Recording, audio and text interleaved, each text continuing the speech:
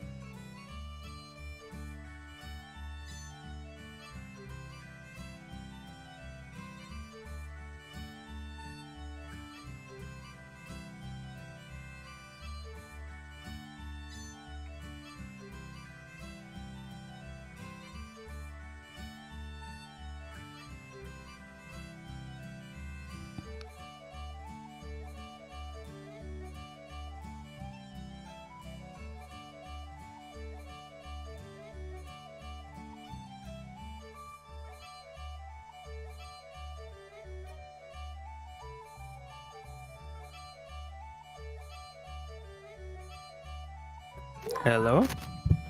Hello? Hello? Hello. I can be heard? Yes. You can be. Amazing. I'm disappointed in all of you for answering him. Uh-huh. The marvels of technology.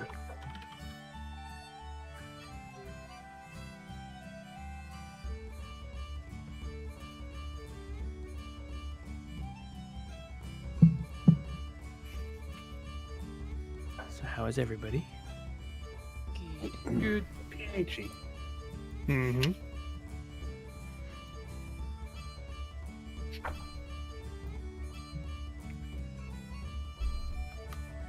And I'm still very, very happy for Navik and his upcoming nuptials. That's right.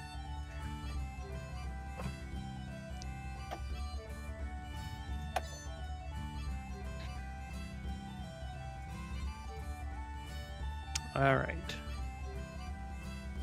So I've got, let's see here.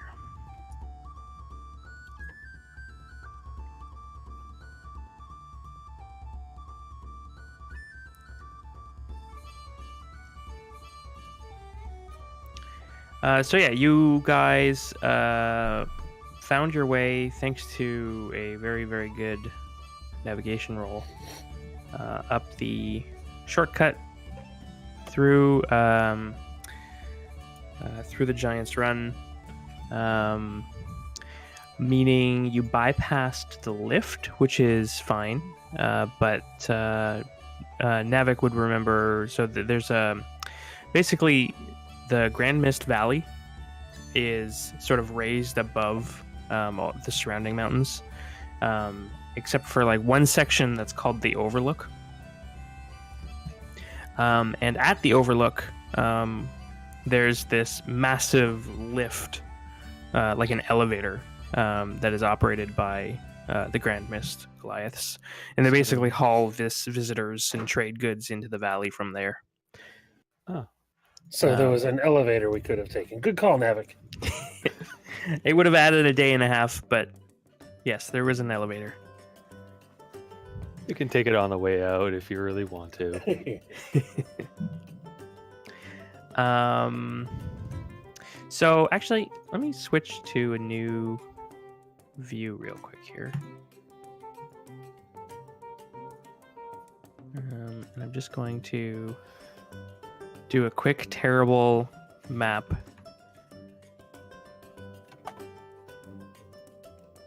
It's D&D picture pages. Picture pages. Yay! All right, so you got like this, valley.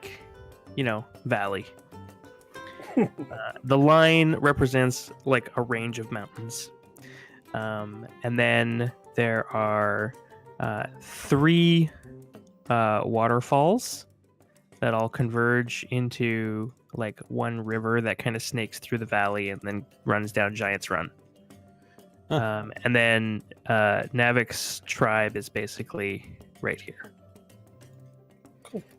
The amount of water in here, first of all, it's fast enough that it never freezes.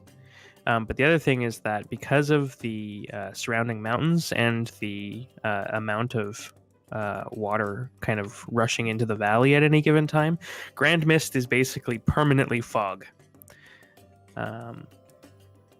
Which is kind of how they like it. It kind of blocks out sort of outsiders from sort of peering down into the valley and seeing what they're up to. And it kind of works in their favor too, or at the very least they've adapted to the fog very well, because the Grand Mist tribe's specialty is fighters.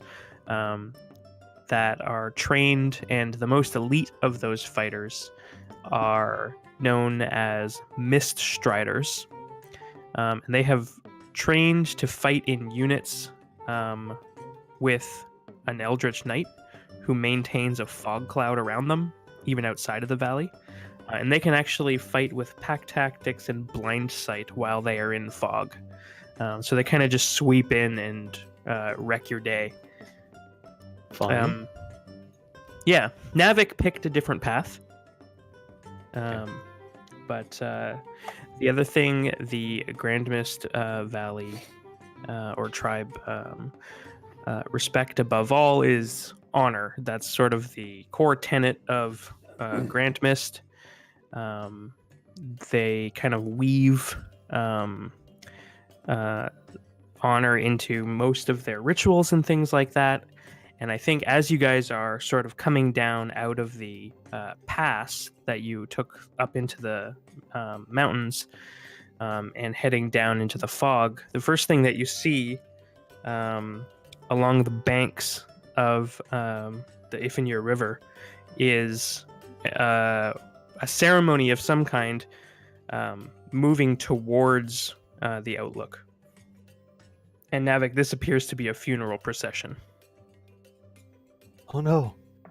Did Solus Two Toes die? Oh no.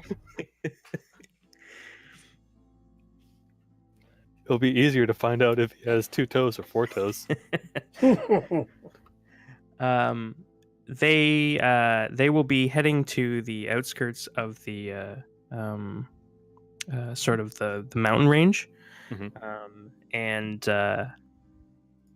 I think if you're close enough to see them, there's a few scouts that kind of see a party with a silhouette different than 5 Goliaths, and 2 of them will sort of branch off and head in your direction.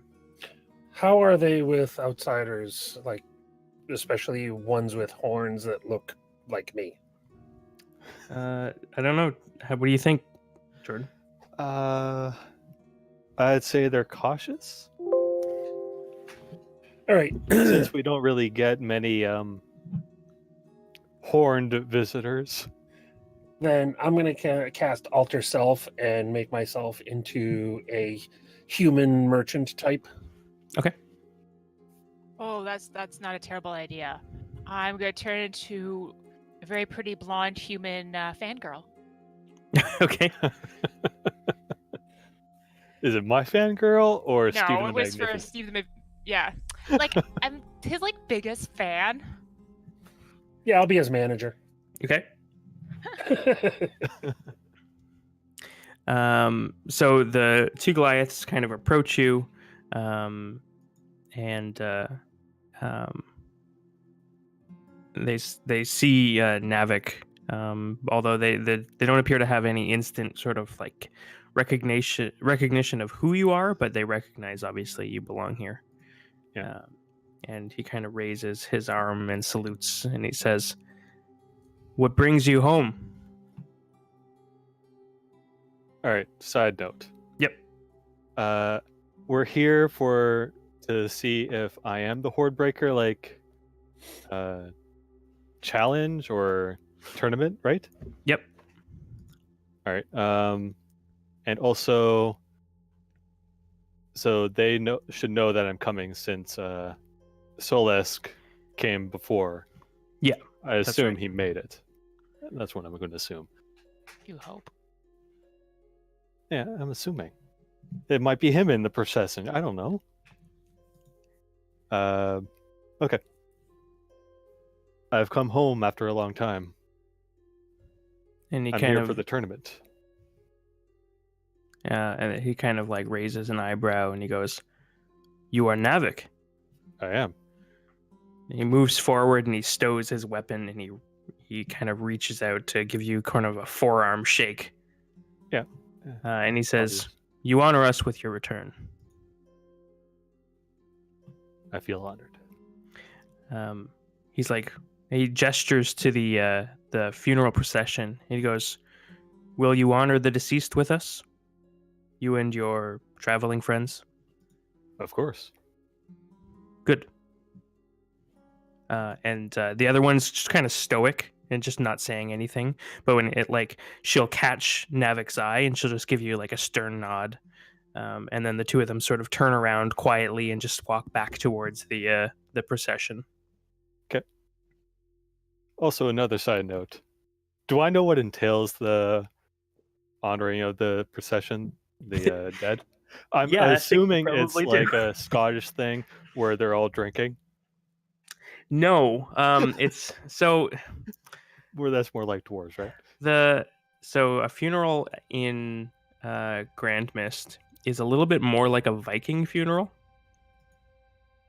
It's called the Rite I did of a the couple of those quests in World of Warcraft. yeah. It's called the Rite of the Vanguard. And basically, you're familiar with what a funeral ship is, right? They put them on the ship, burn it, send them across in the river. Yeah. Like that? So They light the on fire with Grand an arrow. Mist tribe, Yeah. instead of a ship, they use a sled.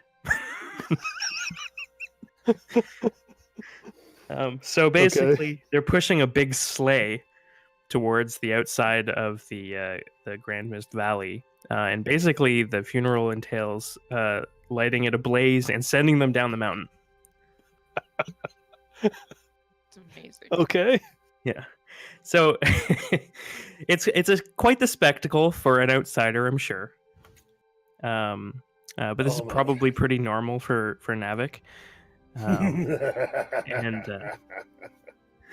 so the idea is Fiery those who die basically become the vanguard for an impending war where it is said that the Goliaths will unite and swarm out of the mountains into the lands of men. And so this is sort of like the tip of the spear kind of thing. Your oldest and most wise warriors basically are sent into the lands of men to sort of lead the charge. All right. I'm sure the people living at the base of the mountain think this is great. I was thinking that. And who I know knows? what's coming. Yeah, who knows? Maybe this is how you forged a friendship with Belbuck.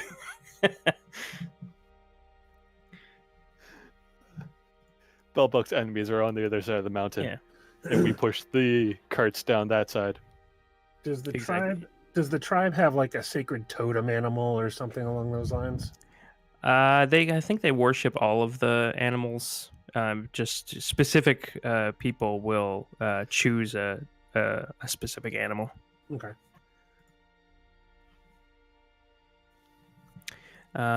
So you're following this, and it leads you out to the Overlook, where a sort of traditional the right of the vanguard is sort of proceeded with. And Navik, you can sort of read the crowd here. You know, more or less based on the readings that they're doing, that whoever died of natural causes, fairly old, and specifically you can see a sort of grief-stricken woman with a massive staff kind of on their back, like a bow. And she's just kind of shaking a little bit, watching the proceedings as they light the sleigh. And she moves to the edge and like kicks it over the edge. And there's a loud sort of roar in the crowd, and then she turns and draws her weapon. And she says, "Who will fight for my mother's honor?" How close are we to all this? Probably 15 feet. Before they lit it on fire, would it be obvious to tell what sort of totem this warrior had? I think probably. In this particular case, the deceased was a seer. So they probably would have had either hawk or eagle or something. Okay. Yeah. All right. So as it kicks off and flies down the hill, I'm gonna try and subtly do a control flame and make it look like eagle wings as it flies down, as it goes down. Okay. Is there just out of curiosity? It's just somatic. Just somatic. Great. So I think verbal would have been fine because they all kind of like roar at the same time it's launched. But yeah. So the fire, as elaborate as you want it to be in this particular case, just sort of like spreading wings as it goes down out of sight. Totally. Yeah, and there's kind of like maybe a couple of beats extra, like people are like, holy shit. Because they're like staring a little longer. So typically you turn away from the sled as it kind of launches off down the mountain. Mm-hmm. But they kind of linger a little longer, go, God damn.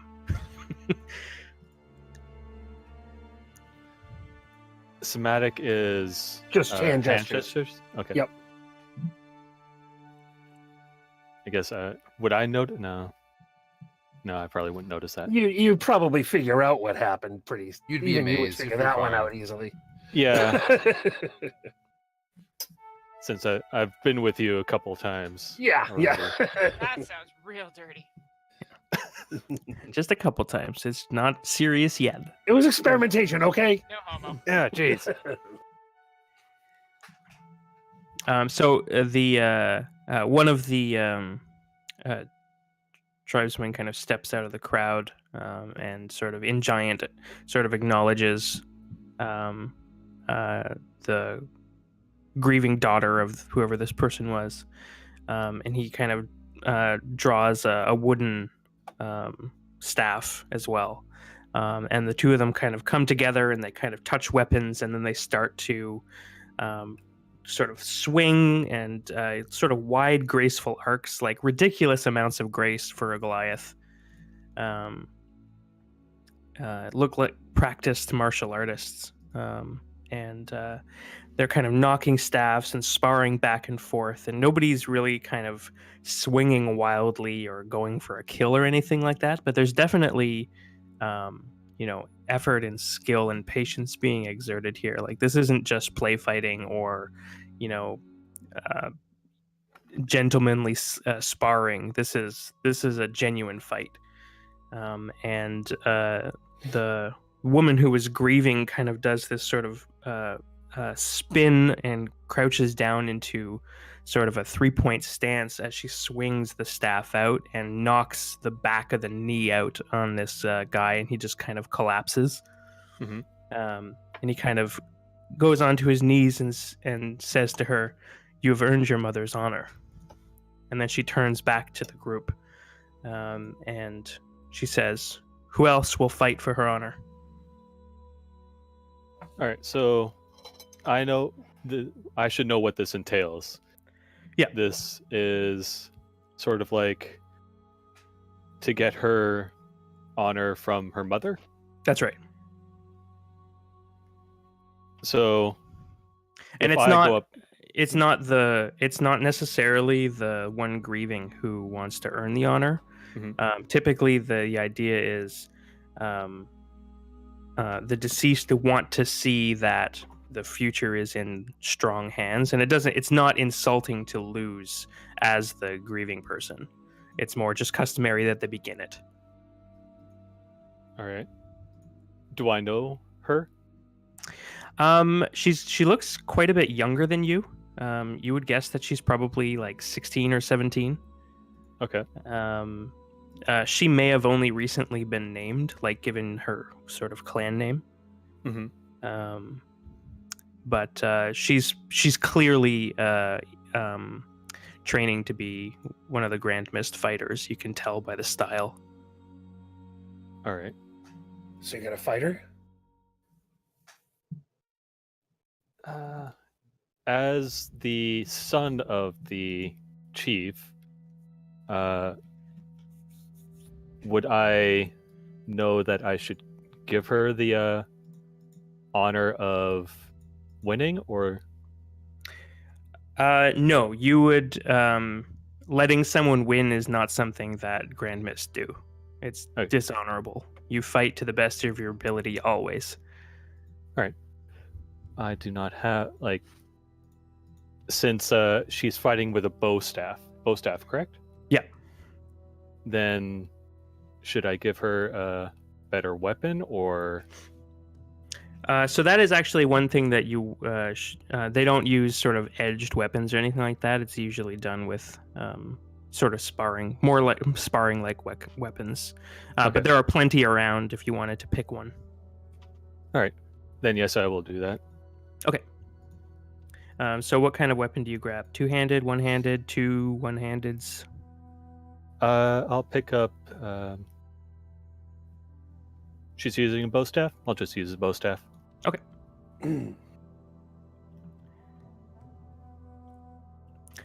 So the idea here is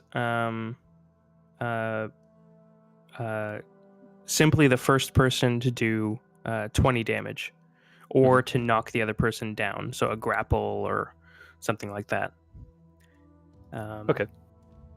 So she kind of steps back into like the circle. The group of people kind of clear around, and you can hear there is almost like a low Gregorian chant style, like hymn almost amongst the crowd. It's hard to like pick up on any sort of lyrical styling or anything like that. It's more just like this rhythmic sort of hymn that's sort of rolling through the crowd. And go ahead and do a quick just a initiative roll. Okay.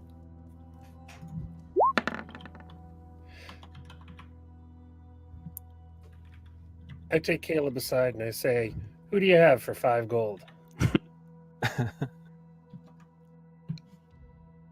I'm gonna go with the lady.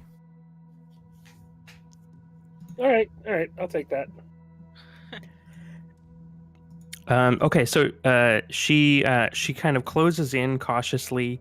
Her eyes like red from sort of holding back tears and stuff like that, but sort of rolling her shoulders in a way like loosening up kind of thing. And she goes to make a step towards you, which you anticipate well before she's already done it, and you kind of step in and make your own attack.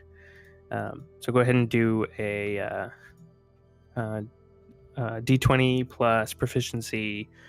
I think you're proficient in simple weapons, right? I assume so. That's a good question, actually. I think you are. When you roll a 3. He's proficient with the weapon, not with the die. Yeah, he's grief stricken. Come on, man. It's a warning shot. Yeah, so she clearly missteps, and you take advantage of it with like this long arc across where her chin would be, but she manages to sort of like matrix arc her back, and the staff just narrowly like brushes through her hair. She sort of regains her footing, and she'll kind of do like a half spin as though to knock your weapon out of your hands. Mm-hmm. Ooh, nice. And she clonks you with the bow staff, sort of right in the elbow. And what was it? Bow staff is D8. D8? I believe Okay. so, yeah. I just searched for staff, and I saw it was D6. I think it's versatile. So if you're two-handing it, it's a D8. I think. Go for a quarterstaff? Yeah. Quarterstaff. Yeah, quarterstaff can be one-handed or two-handed. Oh yeah, okay. Yeah, Yep. versatile.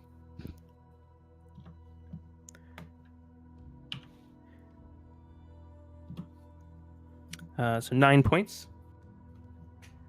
Nice. And then she steps back, and starts sort of stepping around you again. Go with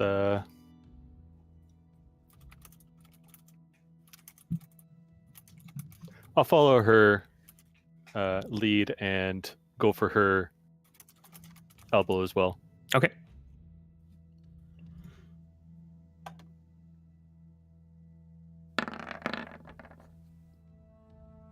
Ooh.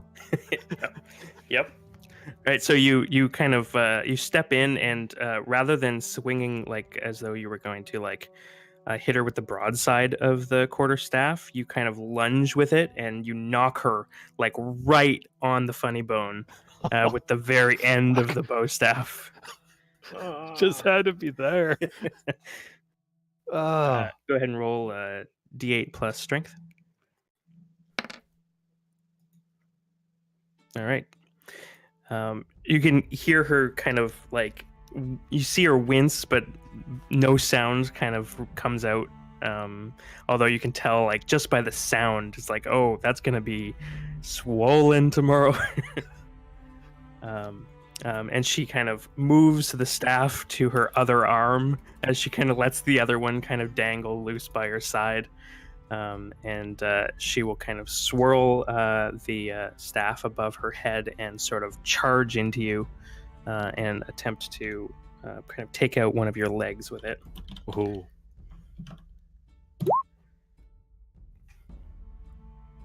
17? 17 is my AC. Okay. It So goes to she the attacker, if I'm right. steps in with like sort of an abnormal fighting stance with her offhand, and as she's charging in, she actually sort of shunts the staff up in her grip, and brings her sore arm back into it, which kind of throws you for a moment. She catches you right across the shin with the staff.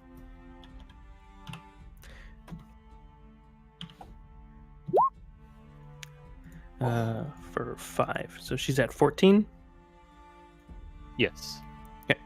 And then as she kind of steps back from you, she realizes that she's too close. She's kind of given up too much ground suddenly.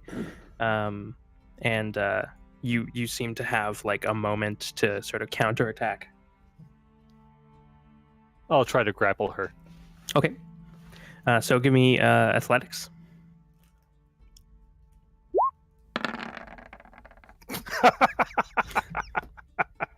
You get away with the ladies.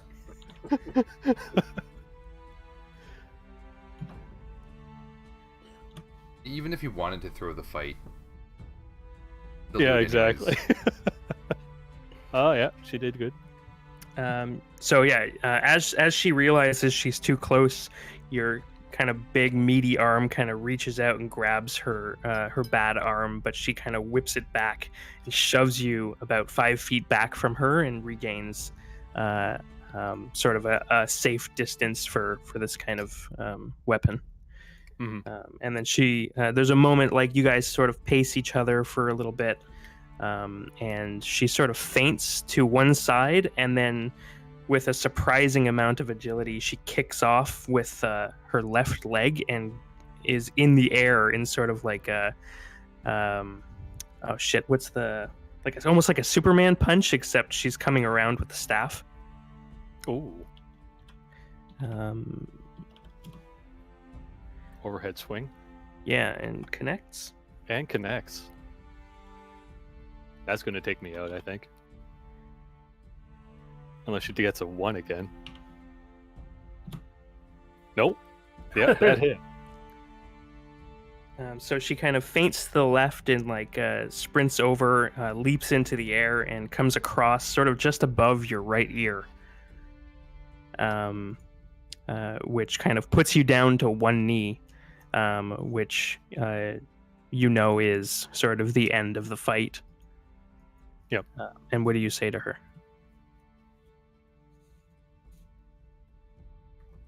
You give yourself honor? She kind of looks at you, goes, "You honor her." And she kind of throws the staff into the snow where it kind of stands up straight, and she like sort of grabs her elbow, walks back into the crowd, and then somebody else that you don't recognize kind of comes up, and he's like, "Who will fight for her honor?" And then another person comes in, and you know that this is the beginning of like a night-long process. Yes. So I'll turn and give Caleb 5 gold with a sigh. Keep going. Know it.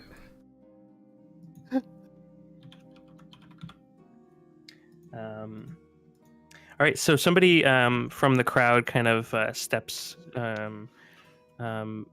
think the party recognized this maybe before Navik does, and this imposing Goliath woman kind of steps out of the crowd and puts her hand on Navik's shoulder, and she says, "Hide, Chaser." I turn around. You recognize the voice of that of your sister, Nissa. Ah, Nissa. Good to see you. She's like, "We still couldn't beat the fighter. Well, we all have to choose our own way." And she kind of smiles, sort of like pseudo mockingly, but there's heart in it. She's not like sort of scolding you, and she kind of helps you up off your knee. I pull her into a hug. She kind of like coughs a little bit. It's like, "Oh Christ! Well, you've gotten a little bit bigger than when you left." She kind of like grabs your like shoulder, and she's like, "Quite a lot. What have you been doing?" They're all speaking giant still, right? At the moment, they are, yeah. Okay, so we don't know what's being said. Yeah, I'm just rocking on my heels, humming to myself at this point. I'm just really confused. Maybe they know about the engagement? Yeah, either that or she finds out, she's going to be pissed. That too, yeah. So she kind of like playfully sizes you up a little bit as and then sees the sort of strange people that have sort of come with you, and she asks in giant, she's like, "Are these your friends? They are. Friends, comrades. You've been to many places." And she kind of like looks at the Dragonborn and the Tiefling. Oh no, Who are in illusion. Oh right, that's true. So just humans and a bird, and a dwarf. Oh, yeah, And a the dwarf, bird. yeah. Who's just sort of sitting in the corner, just watching all of this. So she smiles and she's like, she switches to common, but it's rough.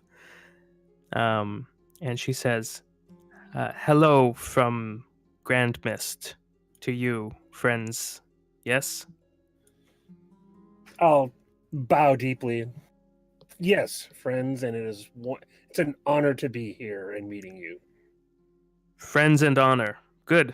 And she like switches back to giant, kind of like quick, and says to Navik, she's like, "He's kind of cute."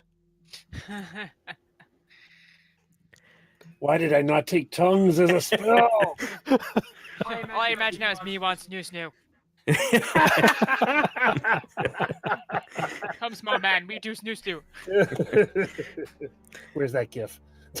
Yeah, exactly. I expect it in no less than 30 seconds. Come on. So she goes over and she introduces herself to sort of each of you. She is there. It is. The classic. So her tribe name is Cragwalker. So you may have already assumed Navik's clan name is Hide Chaser. All right. And she kind of introduces herself to each of you. She says, I am Nissa Cragwalker, and yourself, and she kind of looks to the dwarf.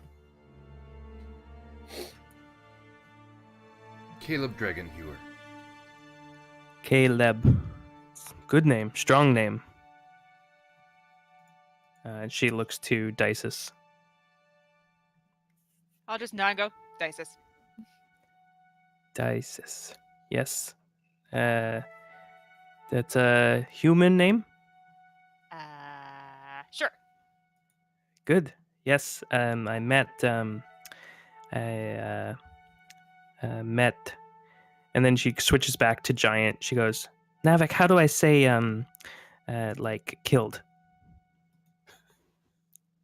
Killed? You give her the common word. Yes. Yeah. She turns back to Dices and she goes, I killed a man named Mark once. He had a human name. Yes, very human. She smiles. She continues over to Minchinos. Oh, my name is Minchinos, but you know what? My friends call me Steven, so please feel free. Stephen. Yes. Yes. Welcome. You are honored here. With a PH. she cocks her head to the side as though to like she's not sure what a letter is. And she'll continue over to Ithis, who I assume is like sort of disdainfully extending an arm. Yeah, he was sort of gesturing us, sort of a dip of the head bow, and just if this disciple of Avali. And you can tell that this is a very strange creature, particularly one that seems to speak such good common. And she says, "You speak like men. It's good skill. You do well." Thank you. As do you. Good. Yes, you honor me. And she kind of switches back to Giant, and she says, "Well, I think we're pretty much done here. You've already fought, so unless you wanted to pay some additional respects, you want to head back into town?"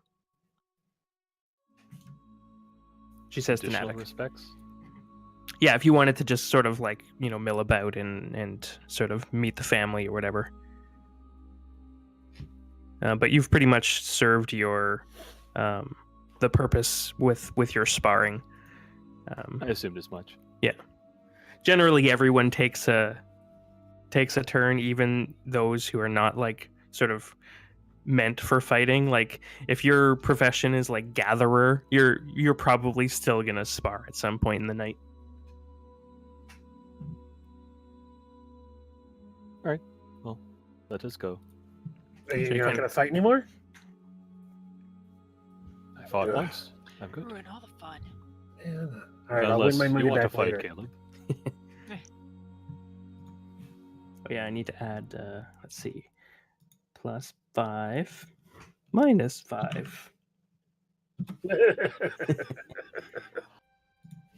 Hmm. To I the think- inventory gold. Oh, that. I guess Caleb does not want to fight. Caleb's not home right now. What am I Please leave a fighting? message. So you have to fight for her mom's honor now. I asked if you That wanted to sounds fight. dirty. Oh my goodness. I am the dwarf who will fight for her honor. Are we a boy band now? I can totally do that. Hold on, I'll find some white suits. Hold on. Yeah, outsiders aren't necessarily sort of like expected to, participate in this kind of thing, but I won't stop you if you wanted to. Assumed by her throwing the staff down, like it was, but Well, she herself is done, but everyone else is gonna sort of be doing this for the next like 6 or 8 hours. Oh gosh. Yeah. I need to get drunk. Machinos. Do they have bookies in this tribe? I'm sure everyone gambles. Every culture gambles. So I'm like, I'm looking to see maybe somebody should fill that role. All right, fine, we can go get drunk. Oh, thank goodness. Let's go. So Nissa kind of like, ushers the group of you off the outlook and heading back down into the fog. And she's sort of engaging in small talk as best she can. As everybody starts to leave, Ithis sort of turns and makes sure nobody sees and offers a blessing for the dead. Nice. Bring out your dad. So it's about an hour back to Grand Mist Village. The first thing that you see as you are coming into town is this massive water wheel that is sort of running in the Ifenir River. And Navik, this is sort of one of the... I guess you could say this is kind of an oddity if you were to see it as an outsider. The Grand Mist tribe has actually perfected really sort of milling technology and actually do kind of all kinds of automation using this river for various sized contraptions and things like that. And this sort of massive water wheel that's probably close to like 100 feet in diameter. It just, you can hear it creaking in the river before you're within earshot of even the water.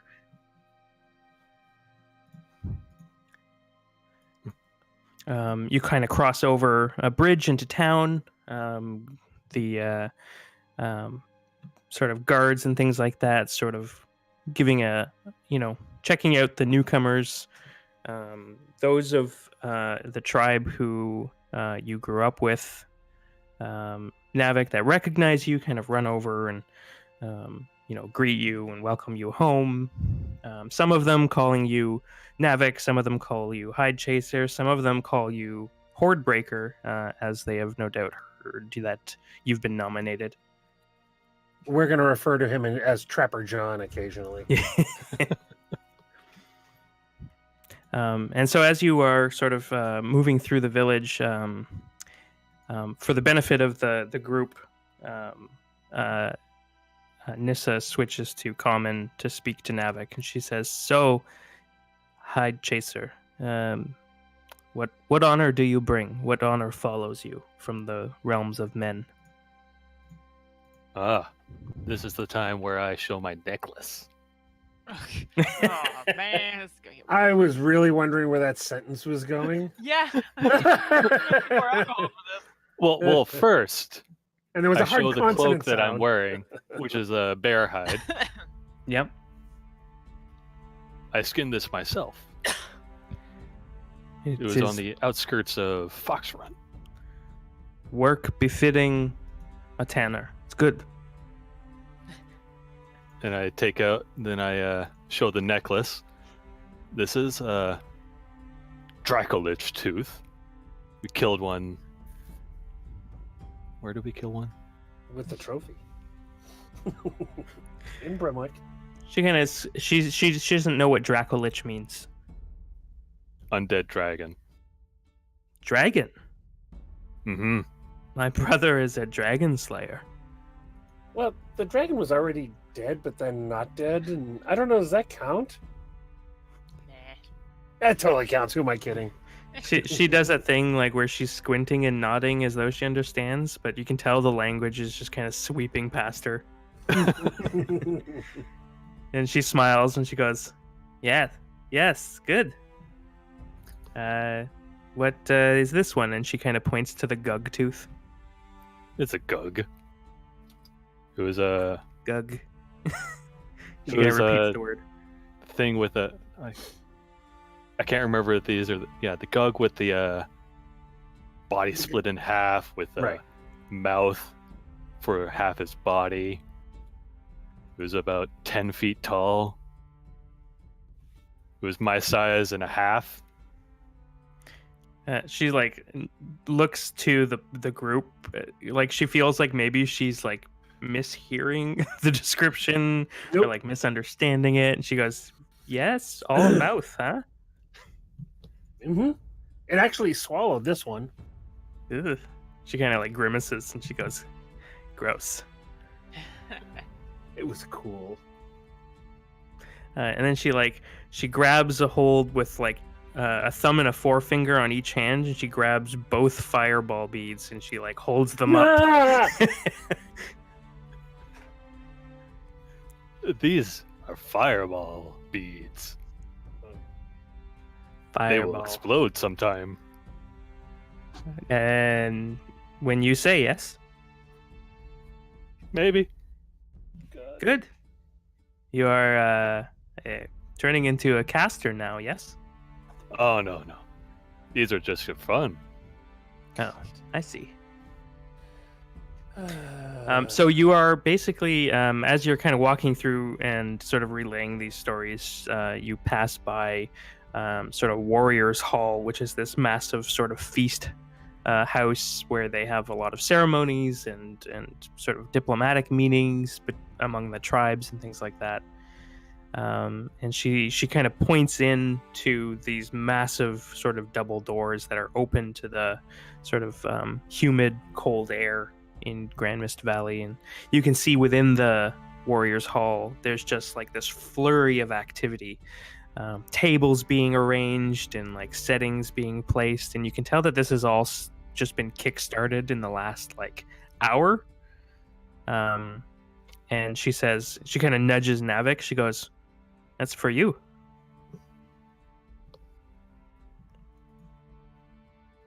For me? Yes, you are returned for prophecy. Yeah. Yep. That's for you. Big man in town now, and she kind of slaps you on the shoulder, kind of like, sort of like with a wink, and she carries on towards this area where there's just longhouses set up, and you find yourself, Navik, outside of your home.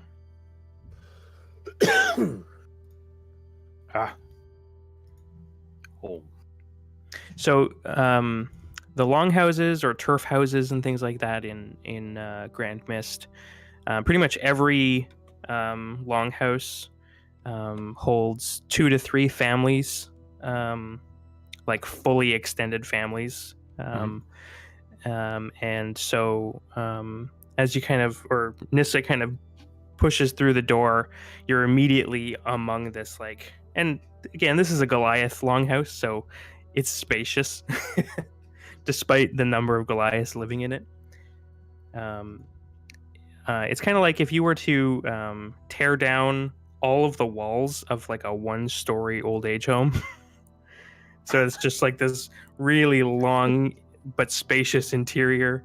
That's basically what you walk in on, with like, you know, carvings and furs sort of spread out all over the floors, like roaring fires built like every 15 feet in the center of these houses.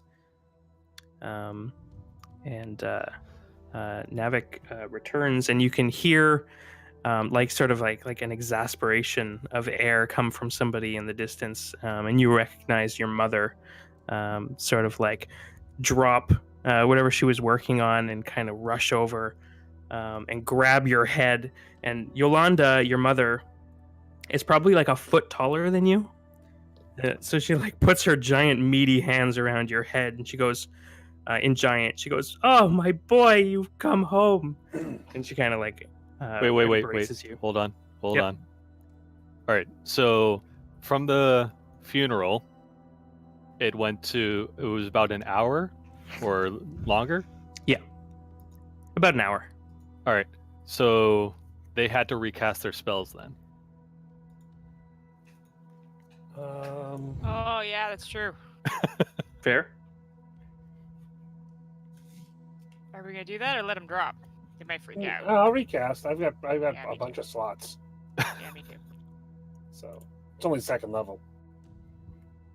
I'm just making sure that they're still staying on the course. Way to go. All right, so you maintain your human likeness. Mm-hmm. Okay.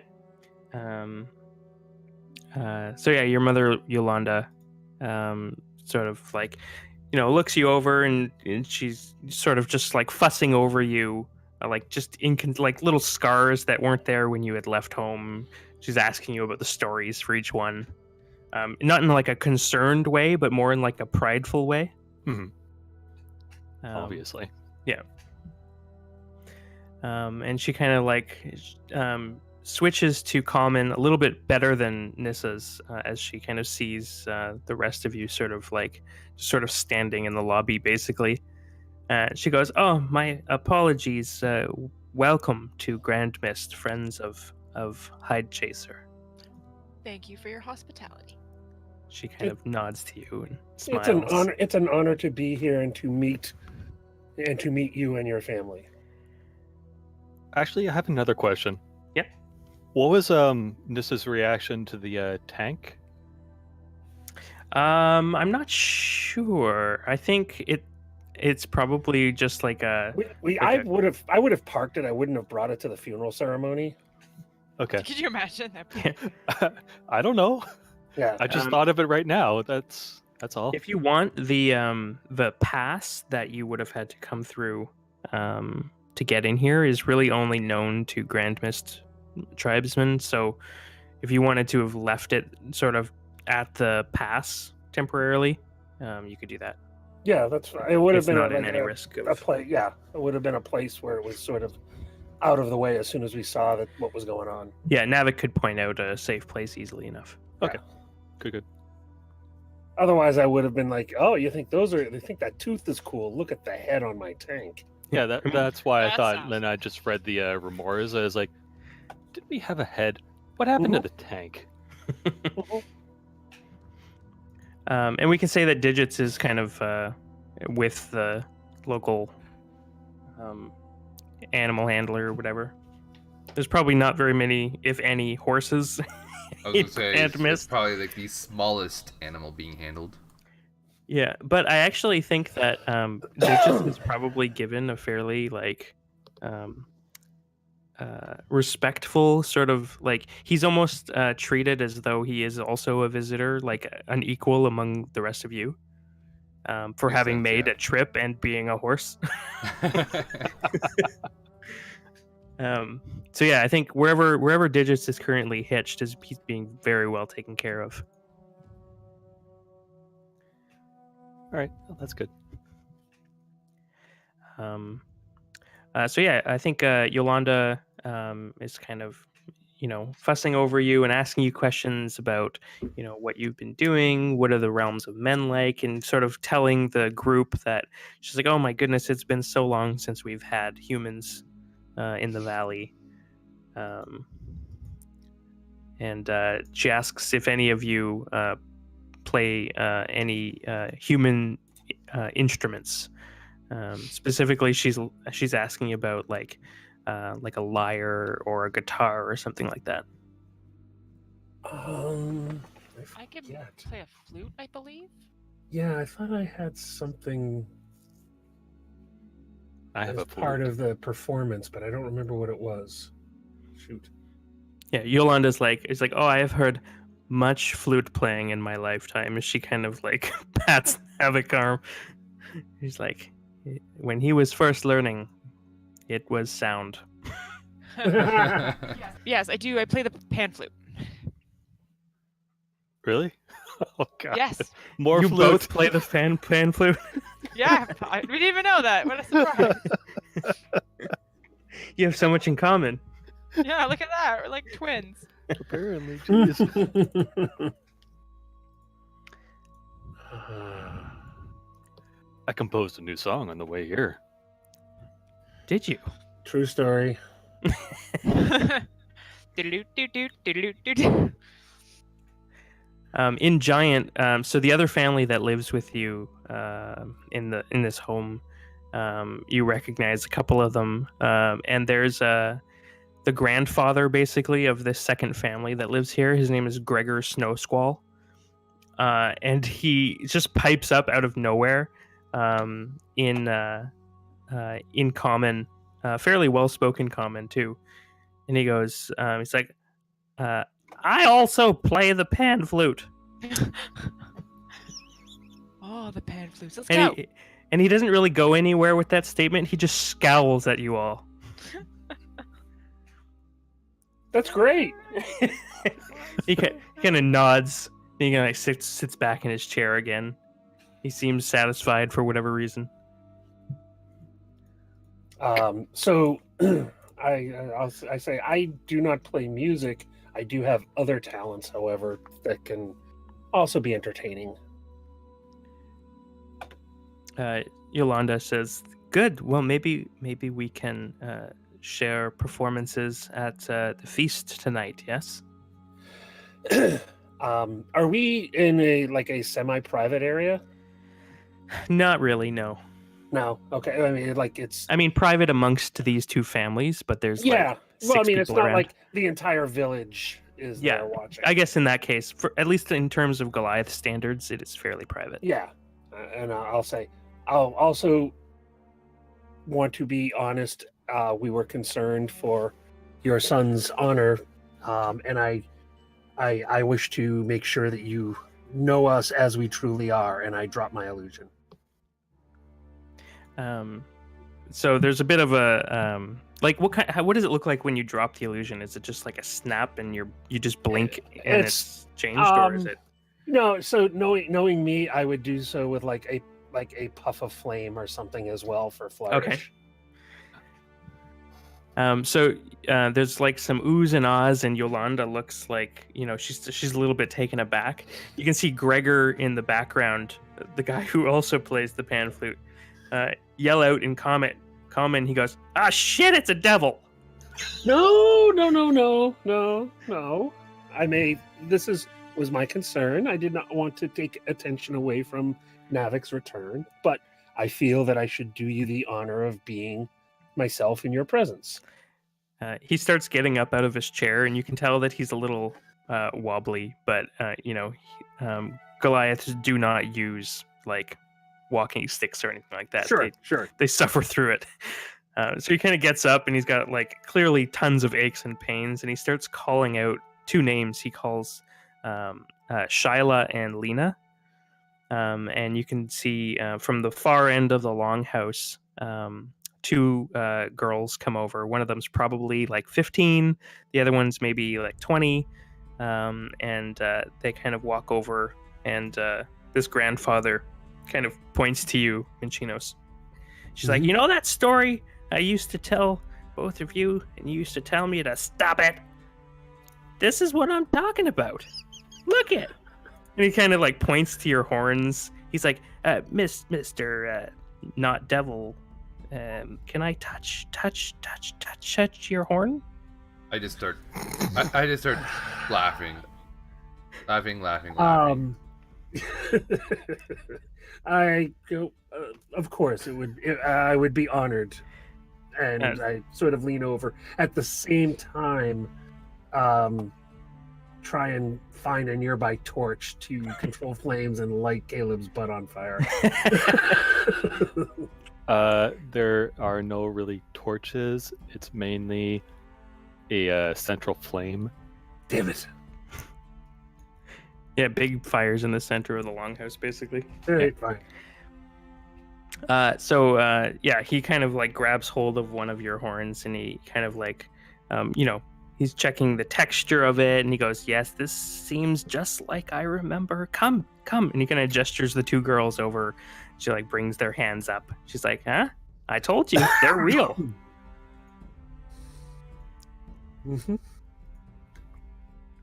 And then they kind of seem like a little hesitant at first. This is kind of a strange creature that they've never met before, but as you speak, they are sort of put at ease.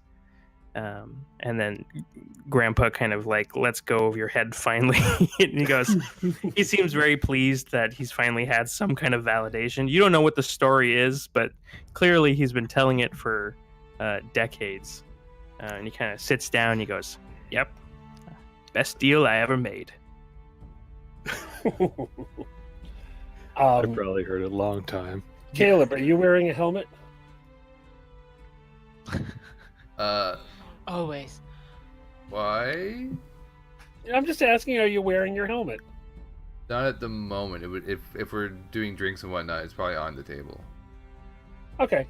So as I walk back, I'm gonna cast prestidigitation and make the color, small mark, or symbol appear on an object or a surface for an hour, and put a little dick on his forehead.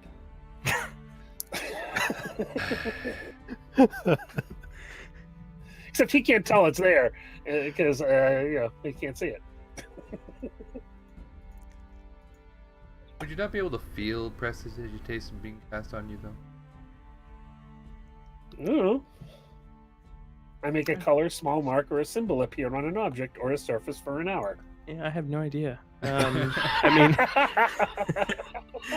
I don't know how to rule that. I'll gladly roll perception just to know. Yeah. If you want, I'll let you make a wisdom save. Technically, it's an effect that is on you.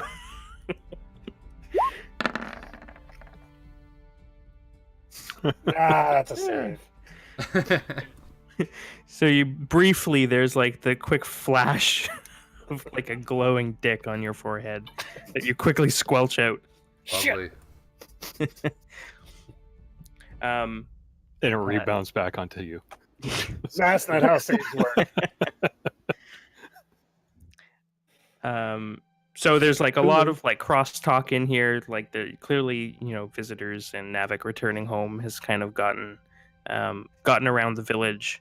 Navik, your mom is basically saying your father is out preparing for the ceremony tonight, the feast, but he will be looking forward to talk to you later, I'm sure. And she kind of looks to the group and says, nobody has been here before, right? First time for me. So Navik's father, his name is Naghan, but you can call him Landslide. He is the chief of the Grand Mist. Oh, I have a song to play for him then. Great. He enjoys music, yes. Excellent. Don't Fleetwood get Mac. yourself kicked out of here so fast. Come on. Everybody loves Fleetwood Mac. Who are you kidding? She says, "Well, good. Make yourselves comfortable. You are welcome here. There are beds that I will prepare for you for tonight. In the meantime, you have free reign of anything in the house that you may need." Thank you. You do us honor. She smiles and carries off into the back where she starts preparing these sort of hide beds and things like that. They're cots. Yeah. Cool. Nice place you got here, Navik. I like it. I do as well. So you guys have some time if there's anything particular you wanted to do. Otherwise, we can sort of flash forward.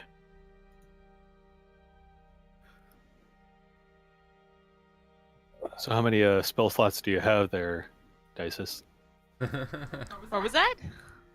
So I said, how many spell slots do you have there? I have 2 more. I For don't think we're gonna be doing this much longer. Well, remember, you only have 2 to begin with, but you have Mask of Many Faces, so you can basically Yeah. do this forever. Oh, forever. Wait, Yeah, that's what I was it gonna doesn't say. It's a count. warlock. That's It's a right. warlock, Yeah. I forgot. I thought it was counted as a spell for some reason, but no. No. So I'll just continue doing it. I'll be Yeah. a blonde. Well, I guess I'm not playing as the blonde bimbo. I just look like a blonde bimbo with big old titties. Good old double D's. Just if I jump up and down, I'll punch myself. I'm sure compared to the Goliath women, it's nothing. Oh, probably. They're like, oh, look at her. She's flat chested. Poor girl. Yeah, she can't exactly. care for her children. Yeah, pretty much.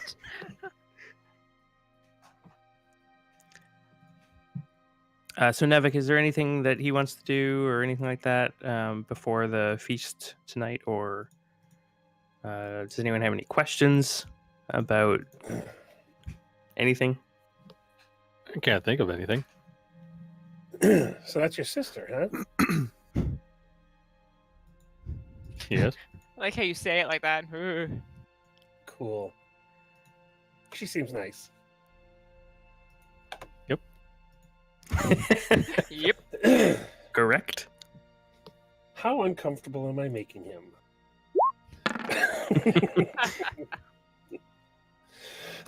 I have no idea.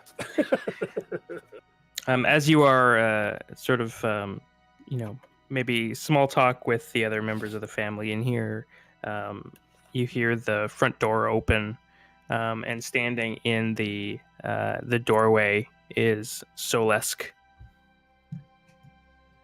And he goes, "My friends!" And he kind of like lumbers over and like claps Navik on the shoulder, and he sees Caleb, and he goes, "Hey!" He kind of moves over to everyone and greets everyone. He's like, "You made it! I thought you would all die." It's good to see you too. There were. We're close happy you're not dead. times. I mean, Nevik can tell you about the story with the pool and an axe, and yeah. That's true. Actually, he did die, so that's something. Really? I'll just go back to sipping my drink.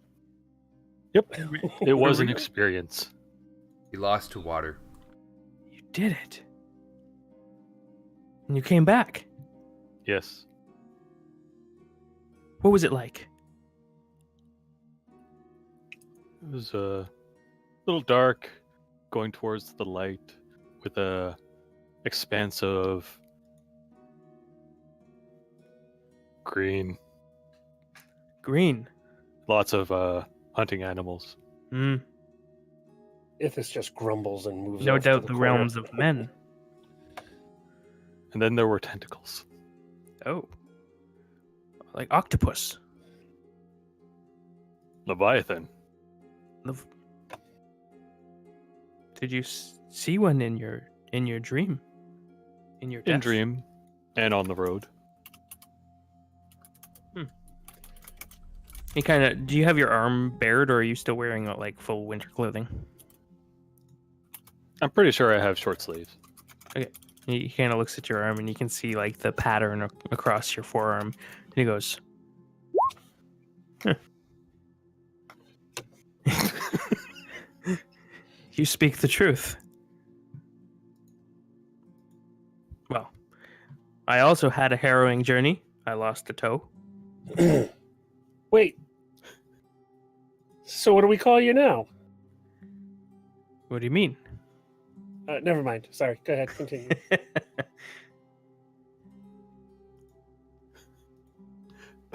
Okay, I have a question now.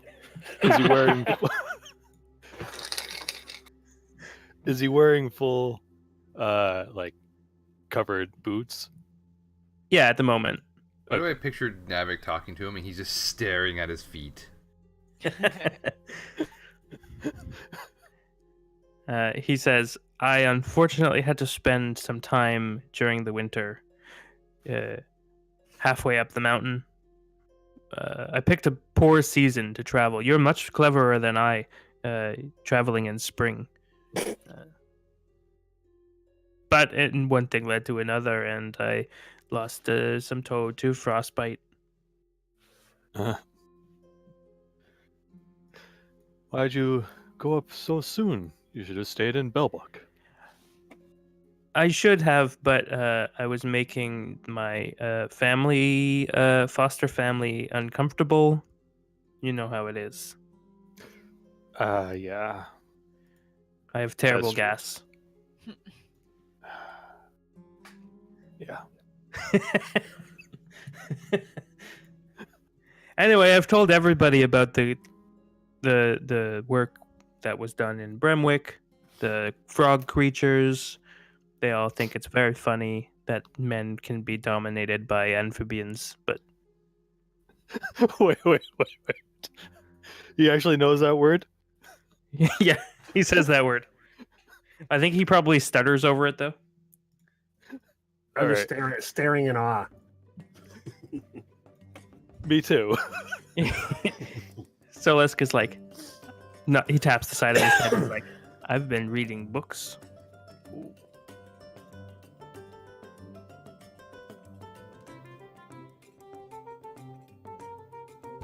There's like an awkward silence. I go and refill my mug. I need another He goes, drink. I have. You know the sad thing is, he has more intelligence than me. What is his intelligence? 10. Yeah, I just he's looked 10. at it. Yeah. I have 8.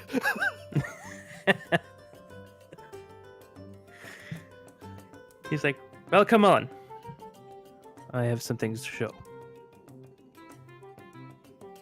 Indeed. So he kind of kicks open the door and he kind of, says, greets the members of the household and takes you across to this large building that smells probably pretty damn good to Navik. So the rest of you, unless you know what it's like to hang outside of a tannery. Oh God. I mean, Chinos probably doesn't, but I certainly do. Yeah. So this sort of repugnant, inescapable scent kind of assaults your faces. Ugh. And Soles kind of guides Navik to probably where he spent a lot of his youth, sort of training for, at the time, what would have been his role in the tribe. And he takes you around to the back of the building where there is this massive white bear sort of strung up by its paws, clearly dead. But this thing would have been almost as big as that gug. It is absolutely enormous. And he kind of grabs it by the top of the head and kind of pulls up the mouth so you can see these just insanely large teeth. And he goes, "We took this down 2 weeks ago. Incredible, huh? Yes. We bring much honor to the tribe. You would have loved to have been there." I mean, it's no Side note. dead dragon. Didn't I skin Yetis? I think you did, yeah. Yeah, you did. You Yeah. did. Where? Right. I don't see it in my inventory. They I might had be it on there. digits. Yeah, probably are. Actually, no, they're not. Oh yeah, patch of Yeti skin, 10 pounds. I have it on your sheet in the Fox Run inventory management. Okay.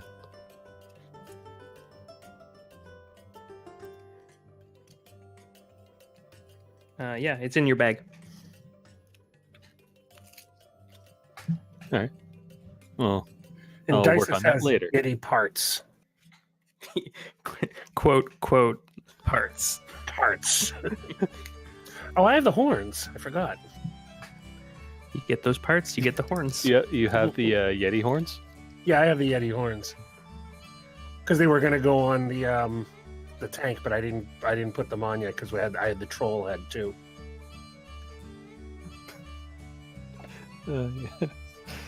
That blew off on the bridge. We use the entire Yeti.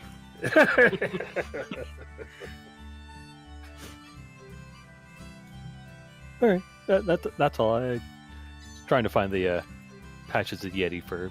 Okay. So as he's as Solesk is kind of, showing you the kill, you hear a voice from behind you, kind of like a snarky kind of tone. And they say, "Well, if it isn't the big horde breaker, come back at last to save the clan." And there's a guy with sort of like tattoos all down his the sides of each side of his head. And Navik, you see a guy you grew up with, who you never liked. His name is Kador. Pine Kador. Smoke. Mind Fucking smoke? Kador. Pine Smoke, yeah. Okay, pine smoke. And he kind of he's just kind of like looking at you, sort of unimpressed. And he goes, "I hear we're all gonna get to have a big old feast now that you're home."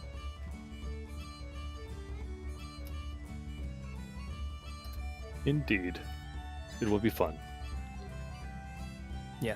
Real fun. You hanging out with humans now too? They're my friends. All right. Thought I knew this day would come. Really, I knew it. Yeah, leave it to old Hide Chaser. Yeah, whatever. And he kind of sort of waves his hand in the air. He's speaking in giant, but the rest of you can kind of pick up on the sort of contemptful tone.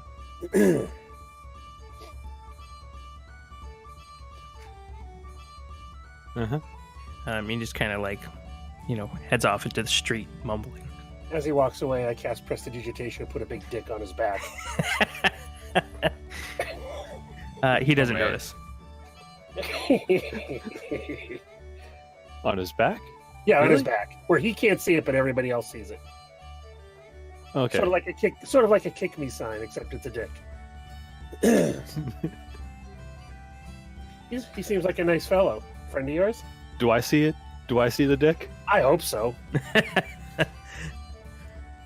I imagine just start so. bawling laughing. Navik suddenly falls over. And I point at him. Solesk is like, "It's funny. Do me." I look at him and it's like, I go back to laughing. I cast one on Solesk's forearm. Here you go. He points at it and he goes, "It's small like human."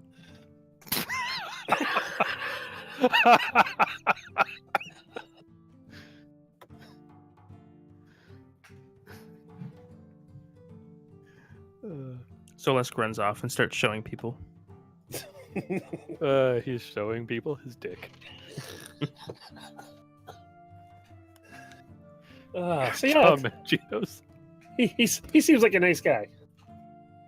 Well, we partied with him for like a year. No. I'm talking the your friend, Oh, K-Doc or Dick Smoke, whatever his name is. yes, K-Dork.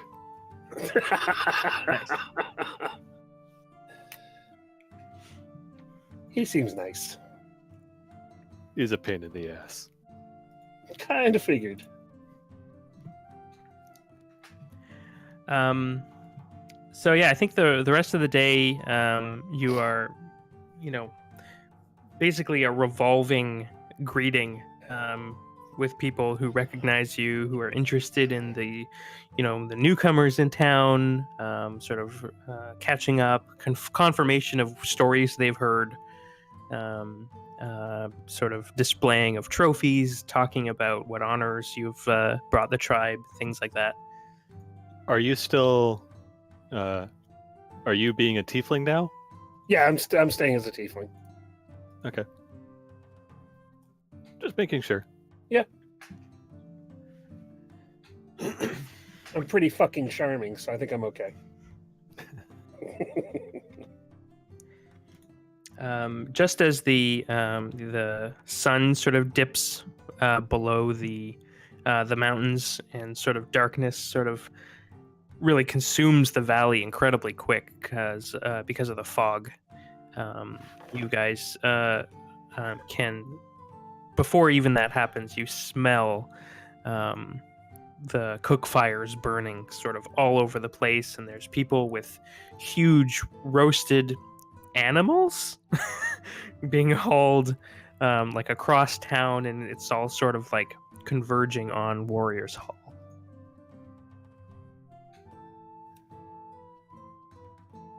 Excellent.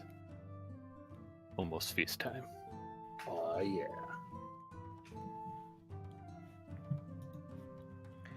You guys hear a like a large, like a war horn, but not quite as sort of like urgent, just more like a long drawn out blare of a horn, and people start sort of coming out of their homes and heading towards the Warriors Hall. Is the Warriors Hall like the communal plan? Yeah. Okay. Yeah, it's a massive place that can, host almost like 300 Goliaths at once. Pretty big, damn big hole. Yeah, and imagine the amount of food you need to feed that many Goliaths on a feast night. Yep. So you guys, if you guys make your way over there, you're kind of ushered in. As soon as Navik steps through the double doors, the place sort of erupts in cheer. A lot of people shouting "Horde Breaker" in Giant. Some people sort of yelling encouragement to Hide Chaser, and you're sort of ushered to the front table, where there is clearly a seat of honor. You know this seat of honor is not for you. This is for your father. But the seat to the right of it is likely yours. And then like an attendant will come over and ask your friends. He asks you, I guess, in Giant. He goes, "Where should I have your friends brought?" That's a good question. We can have them sit with the youth. God damn it, the kitty table.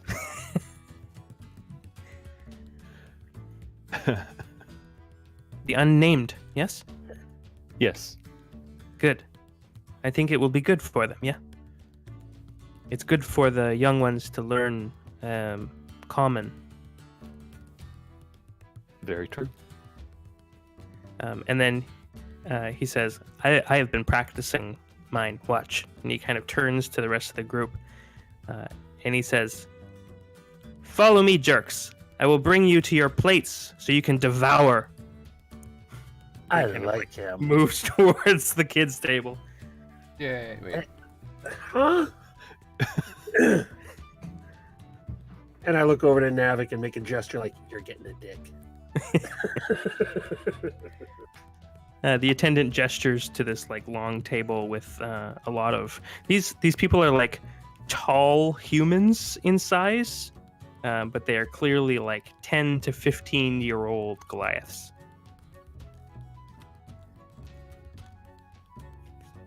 Look at him. And he kind of like gestures to these like oversized chairs, and he says, "Sit your faces. We will bring you food." And he seems quite pleased with himself. And then he kind of walks away. Okay. Navik, you take your seat next to where your father will sit? Or do you sort of mingle? I'll mingle first. Okay.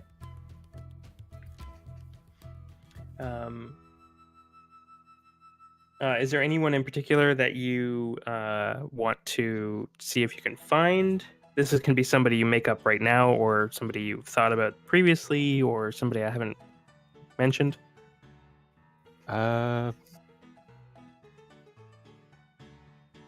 I don't think so. So just general sort of. Meh, just Meeting. general mingling. Yeah. Okay.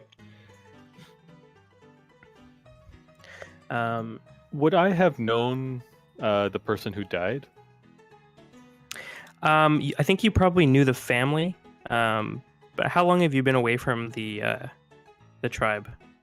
This is what I was going to ask before next as well. Like, when would I have left? Like- So Probably around 18? Not How old 18 are you years now? ago. I mean, like 18 years old, I would have left. how old are you now? That's the thing that I was going to say. How long would I have gone? I probably would have spent maybe 3 years traveling before I got kidnapped, maybe? Yeah. So I'm probably like 23?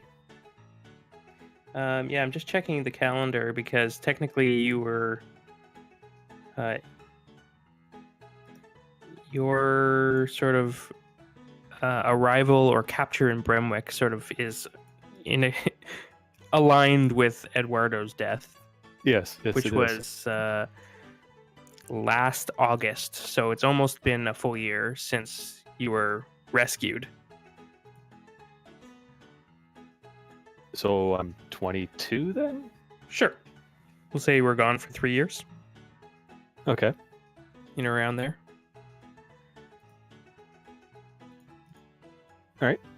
22.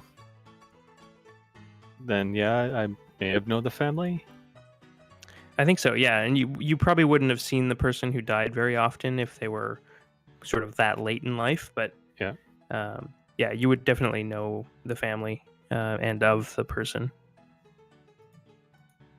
Then I'll go over to there and ask about the Fallen. Would that go in lines with Goliath tradition to Sure. ask about the Yeah, you probably swap stories about sort of triumphs from that person's sort of youth, things like that. Yep, absolutely. Alright. And you can see the girl that you sparred with sort of at the table as well. She's kind of covered in welts now, and she kind of smiles as you approach, and she kind of nods and says, "You honor us, please." And she gestures for you to sit down with them temporarily. I would assume that the welts are a sign of honor as well. Oh yeah, yeah. Any sign of like combat and the person still breathing is, an honorable thing. I figured as much. I'll sit down then. So you guys hear like the clanging of sort of iron, and suddenly the room sort of floods with food and soups and like strange buns and bowls of like roasted pine nuts and things like that. And the room just is like flooded with drink and food, and sort of pan flutes and things like that started like spring up from different tables. Like there's no band. It's just like people at different tables start playing music.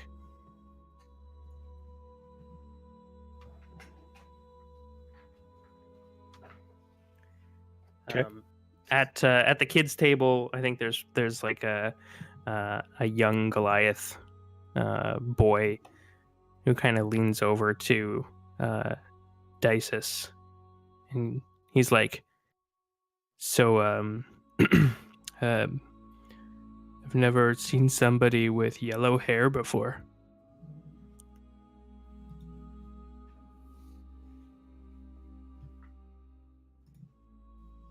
Do you like it? I just got it done. Your hair just was done? Yeah, I can change its color anytime I want. Are you a changeling? No, no, no. I'm gonna snap my fingers and change it to bright red. Okay. See, isn't it pretty? Yes. And there's like across like the table, like 3 other boys kind of lean over. They're all like, do that again. And one person like clearly can't speak common, but he's just repeating what the person next to him says phonetically. I'd be like, sure, and I'm gonna snap again, turn it blue. They lose their shit. Wait. There's a clearly unimpressed Goliath girl next to Caleb, and she's like, idiots.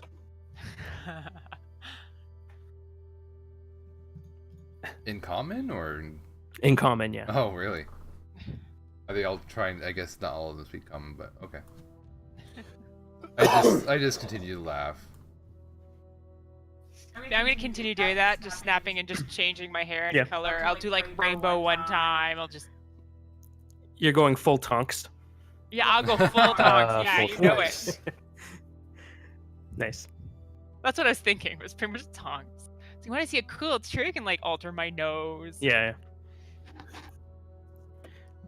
So I think multiple courses have sort of come out, and there is a moment where you think that Navik, you think that perhaps your father is arriving, because there's like a quick sort of like a sudden hush that has swept over part of the room, and then there's like sounds of what sounds like concern, and you're looking around. You don't see your father anywhere, but you can see at one table sort of next to yours, a man has collapsed like into his food, and another person is like holding their throat and like waving at their face as though they can't breathe. And then this kind of scene starts popping up all over the hall. We notice and this at the kiddie table. you do, yeah. And in fact, one of the boys that was sort of infatuated with Dices has completely passed out. And then there's just widespread panic. There are people collapsing all over the place. Some people are sort of foaming at the mouth. Other people seem to be breaking out in like black splotches up their arms. And you hear like a horn start blaring. A horn? Yeah. All right. I'll yell out, "Hold!" And then I say, "Birdman, heal them!" Also with the, "Caleb, you as well." So, Then, So just anyone who thinks they would have been eating, make a Constitution check. Or save. yeah, I probably would have had something. I don't think I would have had anything since it's not my table. Yeah, you're just kind of going from... You're just really in like complete social mode. I'm good. And I was too busy showing off. I would have at least been snacking to keep a straight face during the tonks. Yeah, so Minchinos can make one. I clicked the wrong sheet. Oh, you know what? Huh, that's funny. Hey, your So chat. I- said to just- No, I clicked it on that sheet, but the as I was thing, gonna say, yeah, your chat's labeled as Ithis. yeah. So So you rolled it. Minchinos that is rolled an Minchino's- 18, but got it. Minchino's thinking, yeah. Yeah, actually, He's got the +8, and Ithis does not have a +8. my gut tells me that Ithis probably didn't eat anything. No, he would not. Have. Yeah, I don't think so either. Yeah. So Savages. I'll do. He'll try and get in the middle of as many people as possible. He doesn't have anything to deal with poison, but he'll do a mass healing word Mhm. to see if that helps. Can I tell if it's And- poison? At the moment, you're not sure, although you are seemingly unaffected by it. So that's 60 feet. Everybody gets a time of healing. 60 of them. Got it. The one that's passed out at the kitty table, I'll do lesser restoration on. Okay.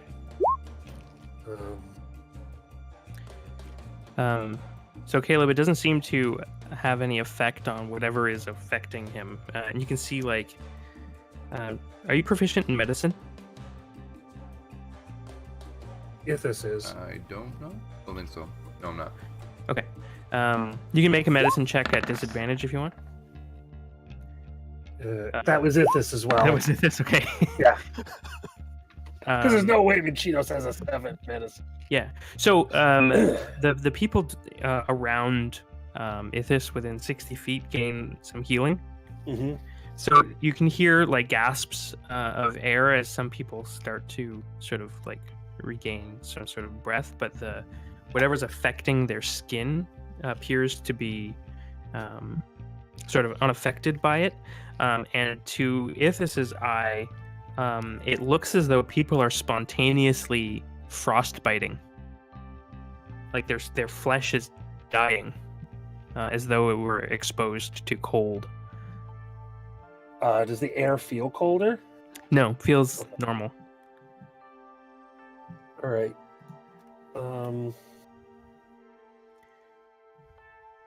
So people are still hurting from this, even though the healing helped some. Yeah, so some people are definitely sort of like stabilizing in terms of their consciousness and things like that. And actually, sorry, I should have done this for Minchinos.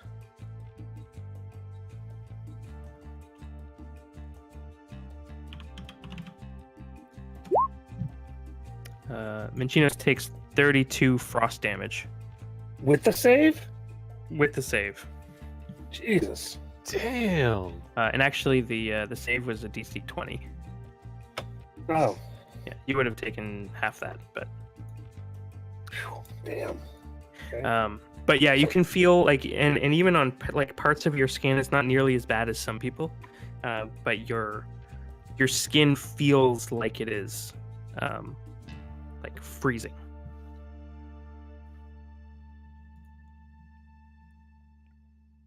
For some people, it's like completely put them down. And you can see like guards rushing into the hall now who like haven't been eating at all, and suddenly like people trained in various forms of medicine, like magical or otherwise, are treating everyone. It's just chaos, and it's at this point when Chief Nagan Landslide kind of shows up. And rushes into the hall, and he's just looking around at the chaos, and he's like, "What's happened?" Ithis will keep walking around, and if he finds another cluster of folks, he'll either do Sure. a cure wounds on them or another. Yeah. Whichever you think is more likely.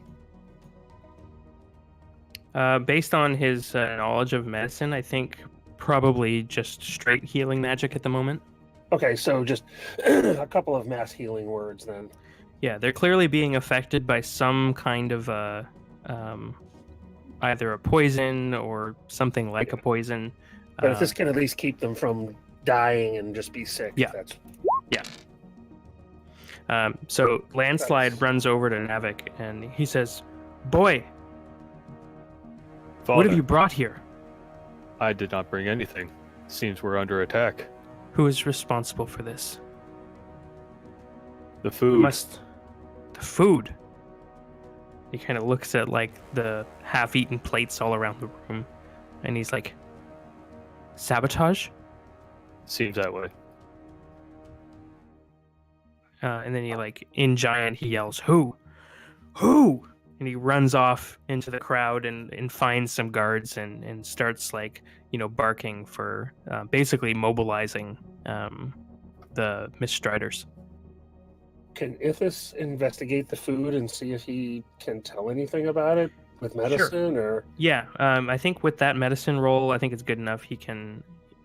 He's basically sort of smelling. He didn't taste anything, so. Right. But is he? But I don't know. Does he have any herbalism skill? Doesn't list anything. He's got medicine, a -1 to nature. Yeah. No, it's mostly he doesn't have anything listed for it. No. Okay. Does it say what his potent background spellcasting. is? Background, I know some backgrounds come with it. is acolyte. Actually, I think that does come with herbalism. So receive aid Backgrounds. from those who share your faith. Knowledge, skills, turn. While he's undead. looking that up, I don't want to. You don't have to retroactive this, but was Magino's by me when he was doing his con save?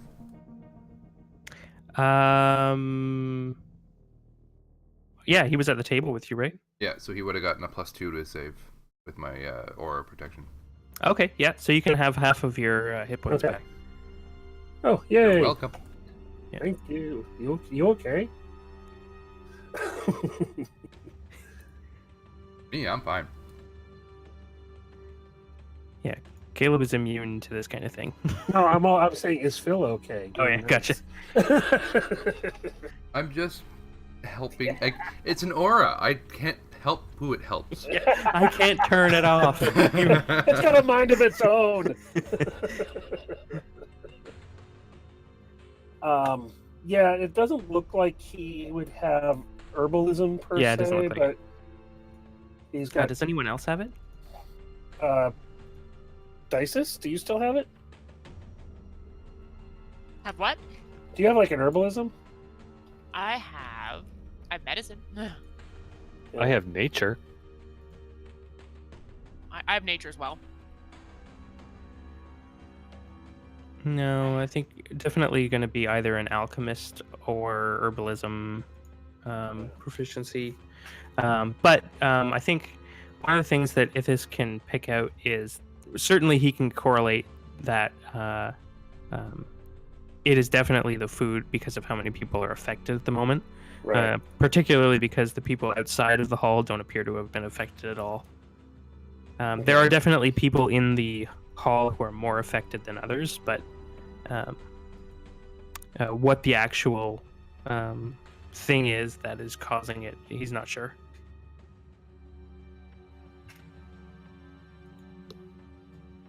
All right. Minchino says detect magic, right? Yeah. You can see if it's something magic based. I have it as well if need be, but I assume if it's poison, I doubt it'll be magic based.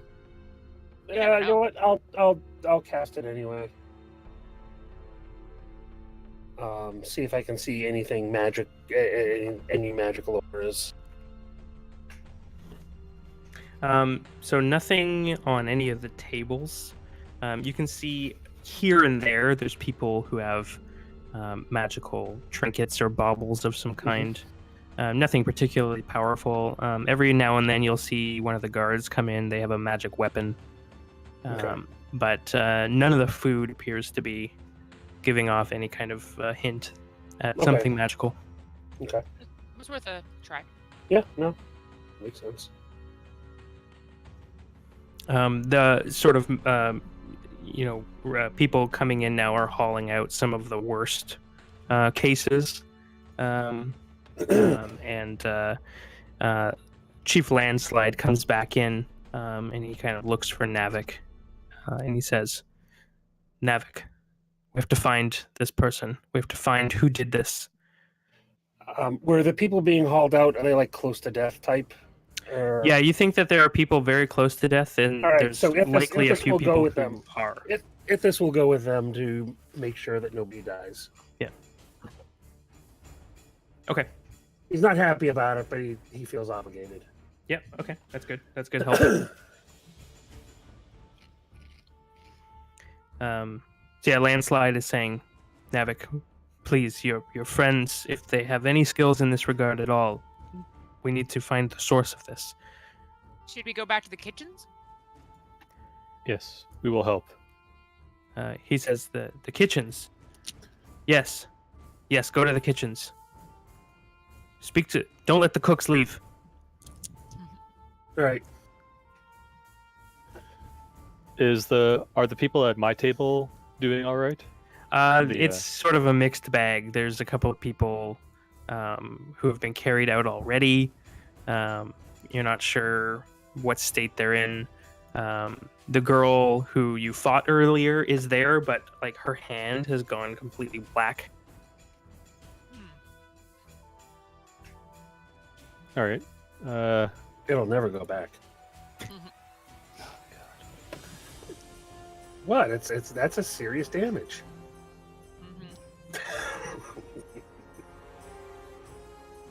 I'll ask Caleb to heal her.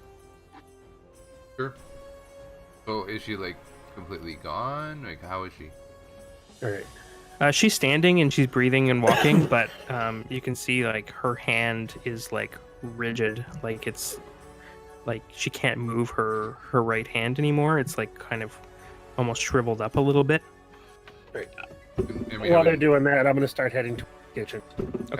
and we have a thought that it could be poison. Certainly, it was born of the food. You think? Okay, and the detect magic found nothing. Yeah. Okay, Yeah, I we didn't see should, it. we should take account of who was eating what, because I assumed it was a whole bunch of different kinds of foods.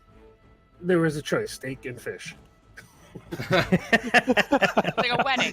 Oh yeah, I had the lasagna. The airplane. Yeah. Airplane food. Anyway, so we should determine who ate what first. So say if everyone felt only ate the fish, then we know what lead to go down. Right. I'm just going out to the kitchen to make sure nobody leaves. Yeah, of course. I'll try using my lay on hands to remove the poison and see what happens. Okay. So how does that work? Do you use I use how many 5 points, and then I can remove a disease or a poison. Okay, and you're gonna do poison. Yep. Okay, so as you sort of lay your hand on, do you like touch the area of sort of effect, or do you just sort of? Touch your arm in case it's like spreading or whatever. Should cure Yeah, all over. I'll touch the affected area. Okay, so you touch the affected area, and immediately it's freezing cold. But you kind of pump the lay on hands sort of divine energy into that, and her hand doesn't change noticeably, but you do notice that the sort of creeping decayed flesh stops its sort of spread. Okay.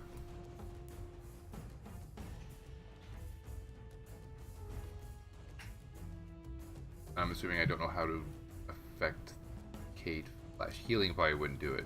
The mass healing that this was doing didn't show any noticeable change. It just Well, that was mass healing word. That's not his strongest healing.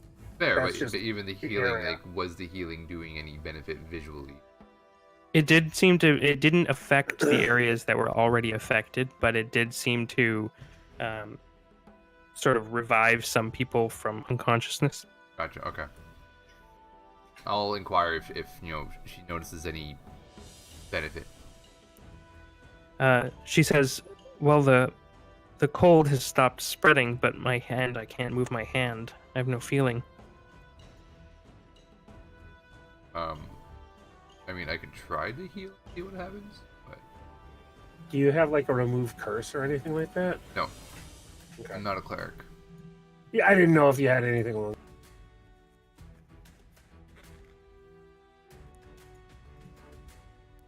Going through what I have set up. The best I had was Lesser Restoration, which didn't do anything, so. Yeah.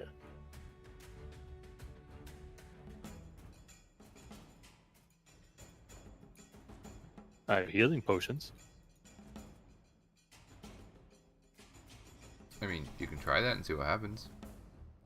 I'll take a regular healing potion from my sack, from my belt sack. Yep. Mm-hmm. And you're just administering it to somebody? Or giving it? I'll give it to the daughter. Okay. I'll say it's a healing potion. She says, these are very expensive. Are you sure? Yep. For the purposes of this, we're going to call her Shayla. Okay. And so she grabs it and with her good hand and pops the cork, and she kind of smells it. She goes, I've never had one of these before. And she downs it. And she kind of looks a little bit like, like she's cutting a particularly strong onion and, reacting to whatever weird, like, you can only imagine what a healing potion feels like. And she kind of looks at her hand, and it doesn't seem to be changing anything on her hand. Although you do see that the bumps and bruises and welts from earlier today seem to recede. It was worth a try. Okay, so we know I can stop the spread. We just can't revert as of yet. Yeah. Out in kitchens. Yeah, so Minchinos, you rush into the kitchen, and the first thing you see are 3 people in sort of chef's attire, or at least the Goliath variant of a chef's attire, unconscious on the floors. And there's one person in the corner kind of sitting down, watching his arm turn black. I rush over and let me see what I have with me.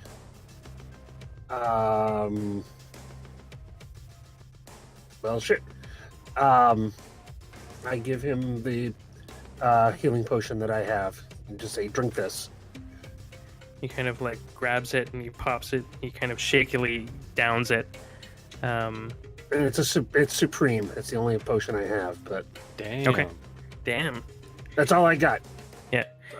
So he's kind of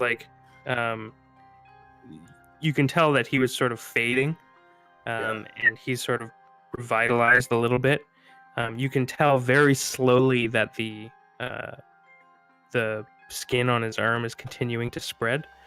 Okay. So it hasn't stopped it, but you can tell you've brought him sort of effectively, mechanically speaking, he was at 2 HP, and you've brought him back to full. So I'm going to tell him to cover his ears, and using thaumaturgy, I'm going to go, healing kitchen now, and start to ask him what he knows, sort of what did he see, what happened here. He's saying, I don't know. I just the head chef just collapsed. I don't know what happened. He had black lips. It spread to his chin and his cheeks, and then his eye, and we couldn't get him to wake up. Was there anyone else here in the kitchen besides the 4 of you? No, just servers running in and out. Anyone that could have been touching the food, or where did the food come from? I mean, all over. We have meat from the hunters. We have herbs and things from the gatherers. Okay.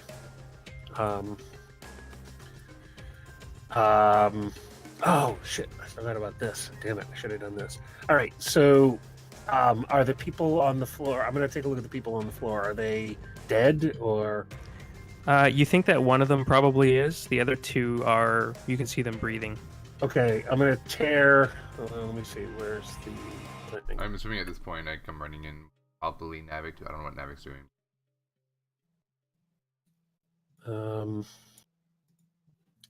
Where's the thing? I'm gonna rip 2 patches off the robe and do the 2 potions of healing to each of the people that I think aren't dead. Okay. So let me take 2 of those off of the thing. You said this was a med kit?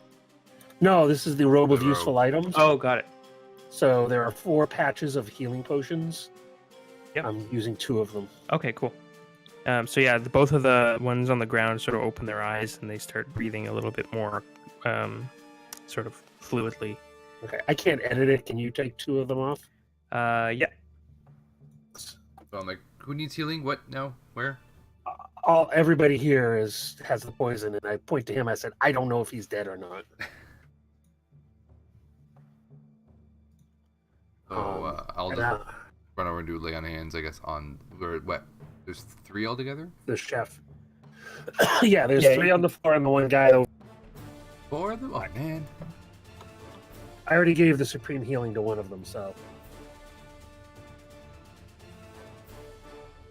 Yeah, but I'm assuming even if you heal them, the whatever's it's killing still them spreading is still a little spreading bit. it. So I'll do the lay on hands to stop the spread. Okay. So we definitely want to keep at least some witnesses around. Yeah, so you managed to stop the spread of the 2 guys on the floor. You can tell that whoever the head chef was is gone. Okay, so there's only 3 I'm healing then, right? Yeah. Okay. I took 5 back.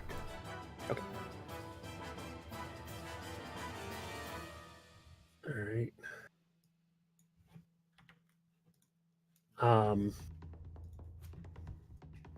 I'm gonna start searching the kitchen a little bit, Sure. being really careful. I've got my gloves on. Okay. So give me an investigation check. And anyone else who wants to search if you're in the kitchen. Awesome at this. Yeah, I'm awesome. A little bit better. I see nothing. We're the worst. Yep. We're the worst detectives. Should have watched more. Is +2 really the highest intelligence in this Friends group? Well, we're all warlocks and sorcerers. That's true, yeah. So. Ithis is a negative 1. He actually is a -1 investigation, Yeah, we have no intelligent users. which is hilarious because he'll get the best roll. Yes, of course he did. Would, He's not here, so it doesn't count. yeah. Yeah. Would have I seen that she is somewhat stable? Shayla? Shayla, yeah. All right, then I probably would have gone to the kitchen too. Okay, sure. When I heard in the kitchen. Mhm. So I guess I will investigate as well.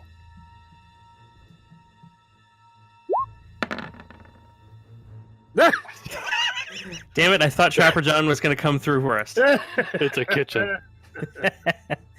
Hey, there's food. Why am I in here again? So the clearly like the sous chef, I guess, in the corner that Minchinos gave the potion to, he starts to kind of get up, and he's like looking around at different things. And he kind of points to the pot that was at the station, where the head chef was sort of standing, and he's like, "It happened after he tried that. I tried it as well. It's bear stew." Bear. So The maybe white bear? something was wrong with the meat. I'm gonna take the empty flask from one of the potions, Mhm. and using my gloves, carefully put some of the stew into the flask. Okay. And cork it. Okay.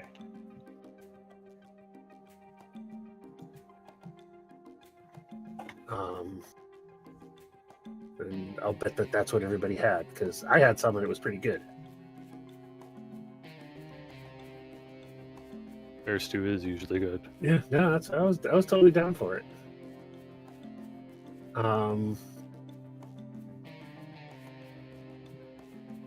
So probably by this time, Ithis would have come back to us. Sure. I think. And I'm just going to ask him if he knows any about what could be doing this. What could be poison in the soup? Okay, so he's are you going to use the 14 he rolled there? Either that, or I could do like a history. I don't know. I'll leave that to you. Well, we can use that investigation check, and Okay. and I'll slightly modify it because he rolled so high on his medicine earlier. Yeah. So he kind of knows what he's looking for if there is anything. And he starts sort of investigating the pot and the spoon and things like that. And maybe he starts like communicating with the sous chef and asking sort of what was in it. And he kind of brings you guys over to like this prep station. And he just starts pointing out these sort of, strange looking, root vegetables that sort of flourish in the cold. And he's like, this is it. Really, it's not a complicated stew. We still have bear left for a couple more courses. And everything is seasoned with basically what you see here.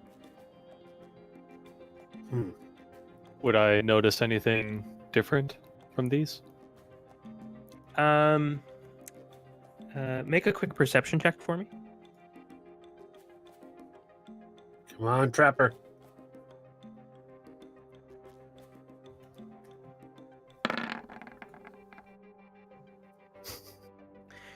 You see one, like I guess an herb of some kind that doesn't look like something that you've had at home ever, and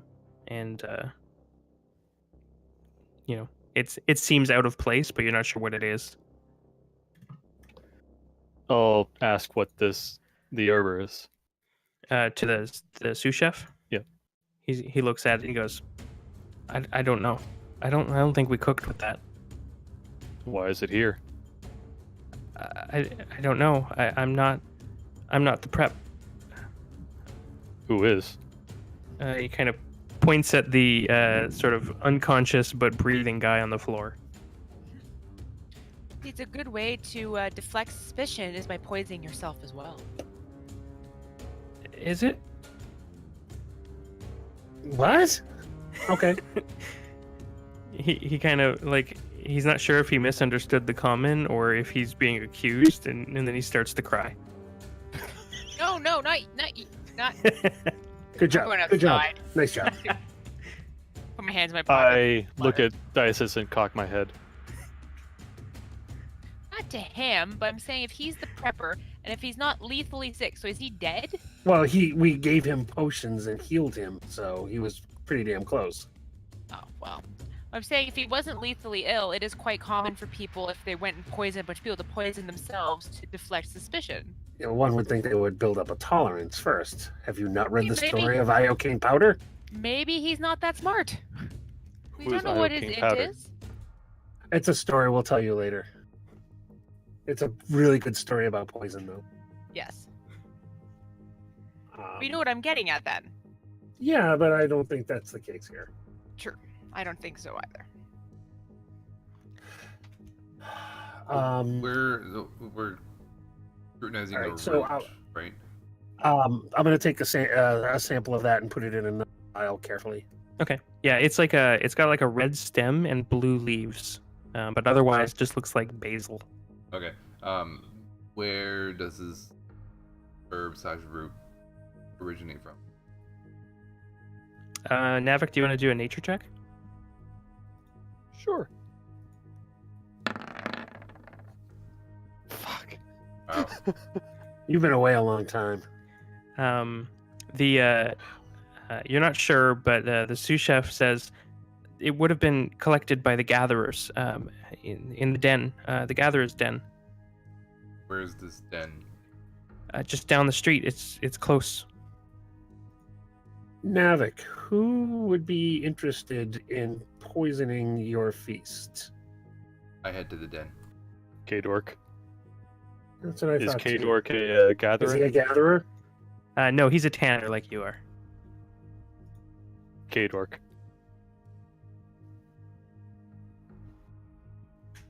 Yeah. Almost seems That's too his name. obvious, but would this does this dishonor your father? Would somebody gain from dishonoring your father for this? Fuck, I can't remember the name anymore, right?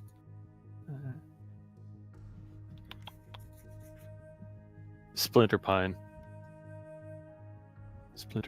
Pine tribe. Okay. All right. So there's two suspects. Although I would assume it's probably hard for Splinter Pine to infiltrate your village. Should be. Yeah, there wouldn't be, an easy thing by any stretch. Right.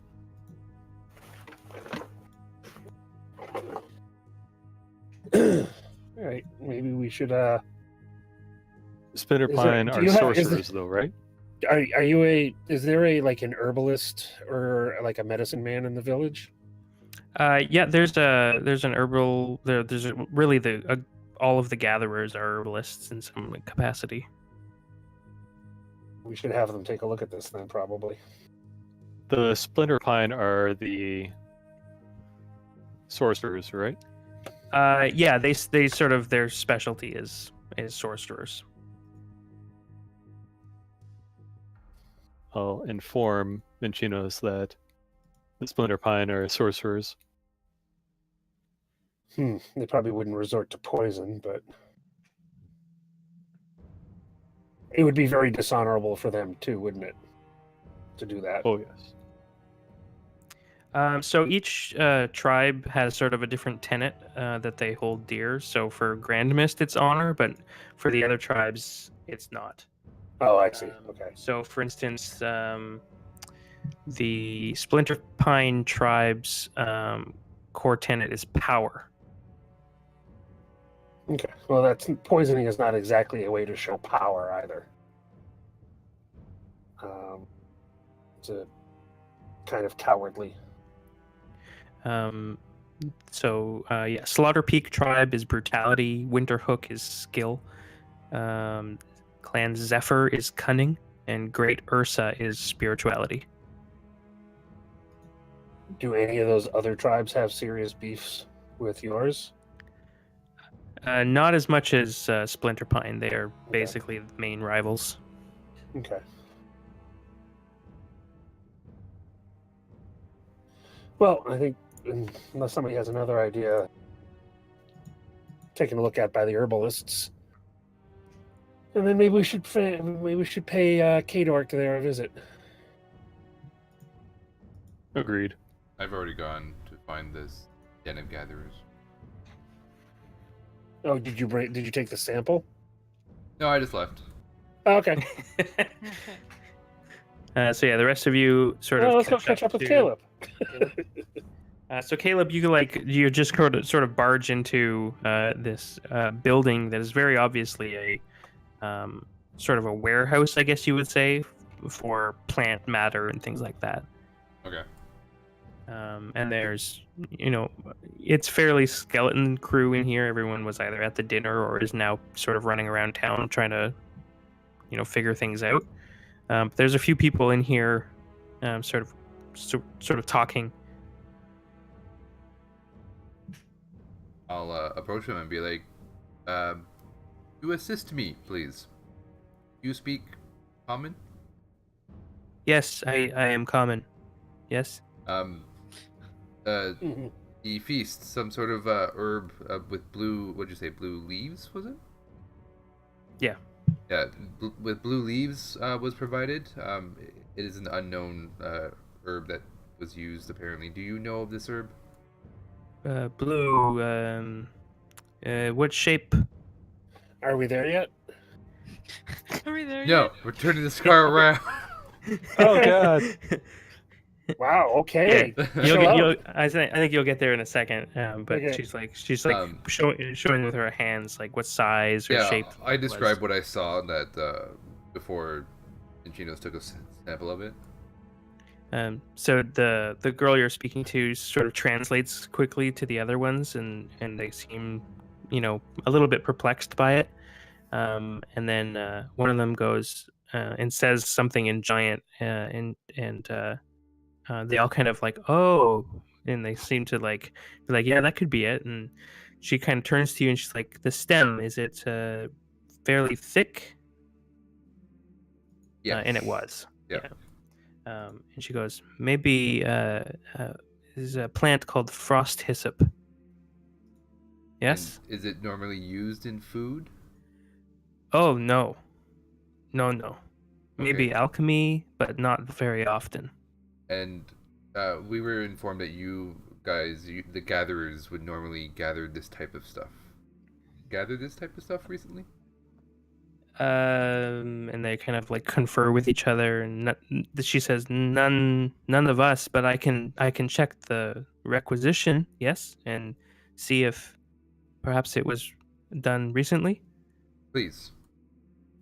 She kind of nods, and she goes into the other room. And I think at this point the others arrive. I turn around and say, about time you got here. Yeah, you ran off. We give you a head start. Yeah. I know, stubby legs.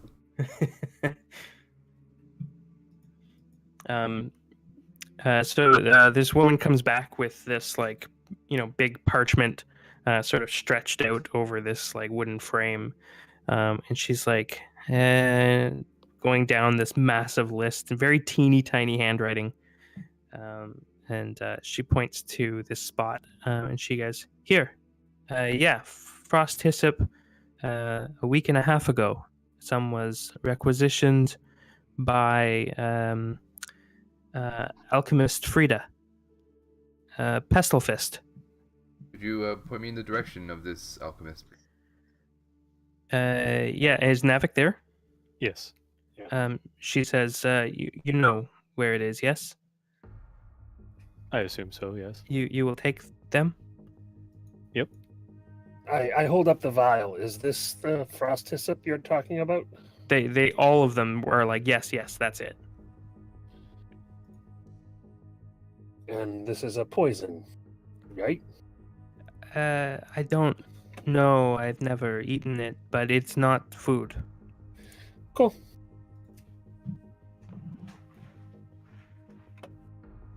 Oh, All right. one other question. Since you guys are gatherers, I'm assuming you're also herbalists of some sort, or like an understanding of the herbs you pick or gather.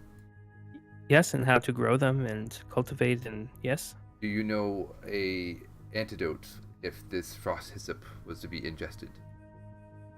I think no. The alchemist would know that better. I merely know how to cultivate and prepare. Okay. Thank you. I'm sorry.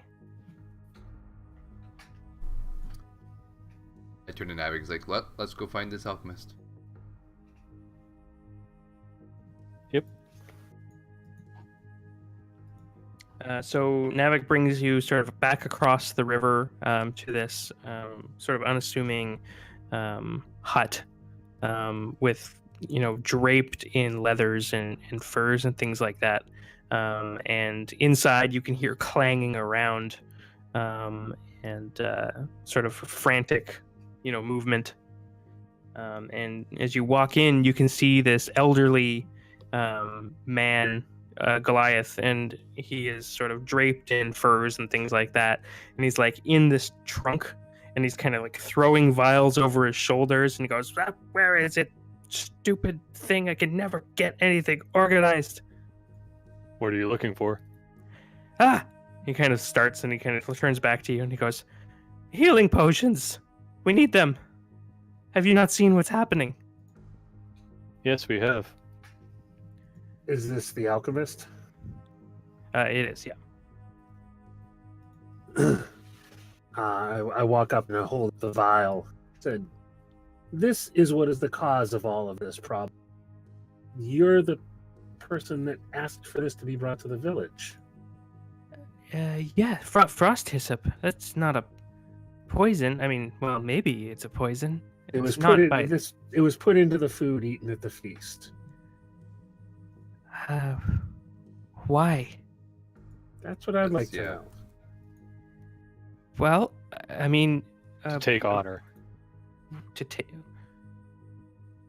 Well, let me tell you, I think. Well, no, that couldn't be it. And he kind of What? starts thinking. He goes, he starts searching through like a bin, and as he does, he's like, "We don't typically use hyssop. Certainly, the frost hyssop is not particularly useful. But why did you ask for it then? Well, we run a class. We made a salve of it just last week with the students. There's some medicinal benefit of it in some cultures.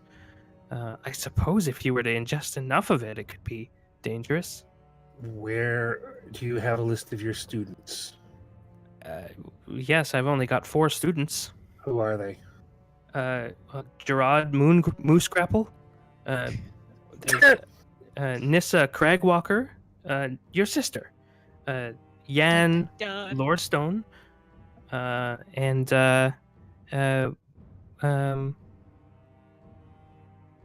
well, that's it. Wait, what? Thought you said 4. Yeah. Oh, sorry. Did I say Salia You said- Hawkeye? No. Okay. No. Okay. Can you direct us to where these students? Do you have a I'm- way to cure this if ingested too much, which it has, Well, if it's just ingested by itself, I don't think there's any. with the bear stew? Yes, if you just put that into a stew, it wouldn't do anything, I don't think. But perhaps if you were to combine it with this stupid salve that I can't find, he kind of starts throwing things again. And I have the vial of stew. Can you tell what is in this? yes, give, please. I give him the stew. He kind of pops the cork off and he puts a fat pinky into it, and like dabs a little bit onto his tongue. My God. And he goes, Before you die, can I know where to go? I want to go find these people. they're around town. They don't hang out together. Okay, I'll The class is not in session. go head off and try and investigate and see if I can find them. Are you looking for Nissa? I'm looking for any of them. Okay. You should wait for us to go together. Okay. He's kind of like tasting the air, and he's like, there's a hint in the back. It's cool. Yes, I can see this being contaminated. Mm-hmm. Yeah, it hurt like a bastard. This plant. Are you from the deserts? Yes. I am. Yeah, she is. Not. Yeah. It's like you put it on your skin, very small amounts, and it helps keep you cool. Aloe? Well, not quite like that, but it makes things colder. Like mint or something, but longer lasting and painful maybe if you use too much. But you would have to use much, much more than I had. Although I can't find this stupid vial. And he's throwing things again. Where would somebody in this village get a plant from the desert? Well, it's not from the desert, but it is sold to people who live there. It's quite useful. It only grows here, but we don't usually cultivate anything. That is Clan Great Ursa. They are medicine druids. They make these ointments. But you were saying that on its own it wouldn't be an issue. You'd have to mix it with something else.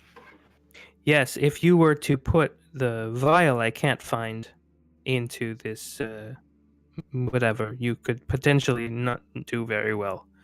But the plant by itself, you would have to have bushels for it to do anything. I see. So we need to figure out what the combining element was. So the Wow. hyssop, the desert plant, and something else? No, sorry, he was saying that the hyssop is used in the desert, but it doesn't grow there. Oh, I It's see. used in the desert to cool yourself down. Oh, I Yeah. get. I thought it was a separate. I thought it was a different plant he was talking. Okay. So it's the salve that your sister knows how to make. Dun dun dun. Yes. Did I notice Nissa there? Awkward. At the dinner? Yeah. Yeah. She wasn't actually. Dun dun dun. The plot thickens. The stew thickens. Well, that's just flour. It's a roux. Oh, it's horrible. So I'm trying to find these people. Yeah. So you don't? Do you know what they look like? No, I'm trying to find people that speak common in fire. Yeah, you're just yelling out the names. No. I'm going to anybody that looks like they're A, not dying, and B, not panicking, and inquiring Okay. if they can speak common. Okay, gotcha. So you run into like one random guard, and he's like, "Yes, I speak some common." I'll explain that I'm looking for, and I'll give the list of names, any of them that he would Okay. know.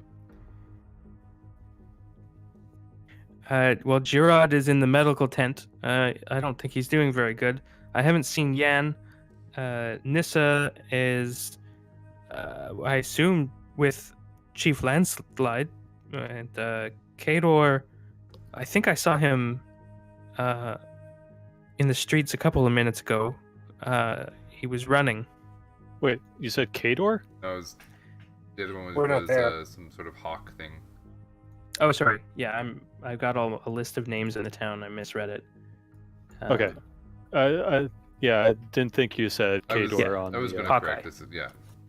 Yeah, no, Kador would have been a big red flag. So yeah, so the Hawkeye lady.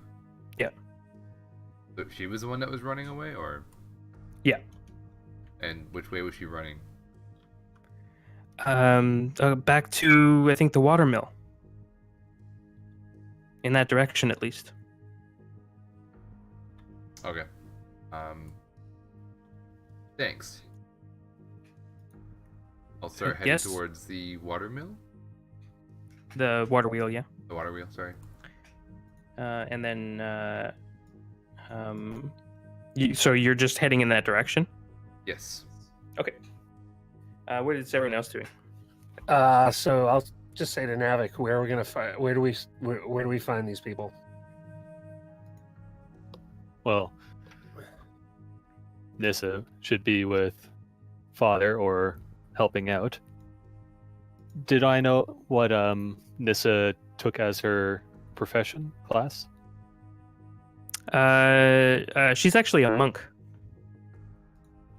That's why it hurt on my shoulder. All right. Probably. I don't know where they would be. They are probably either scrambling to get out or sick inside. We can't just go up and accuse your sister, especially in front of your father. But I think we need to ask her about it. Yes, we will have to. But comes later. All right, should we find the others first then? Indeed. Do you know these people? Or just like Probably. through like in passing in the village? Probably in Yeah. passing. Yeah. I think they're all around your age, if not a little bit younger, plus or minus a year. And nobody else stands out as a douchebag. I don't think so. Although you don't know the name Hawkeye. All right, let's just get on the list then. Who was the other one? Like Galen or something like that? Caleb learned that Gerard. We don't know that. We don't know that. Yeah, it's true. Gerard. Gerard. Yes. Yeah. Yeah. So we'll just start with this guy, Gerard. Let's go find him.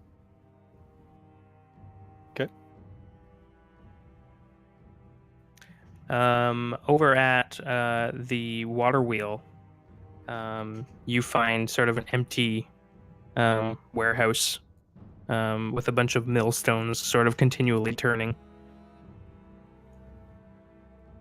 Okay. I don't like other than that. I don't see or hear anything. Make a perception check.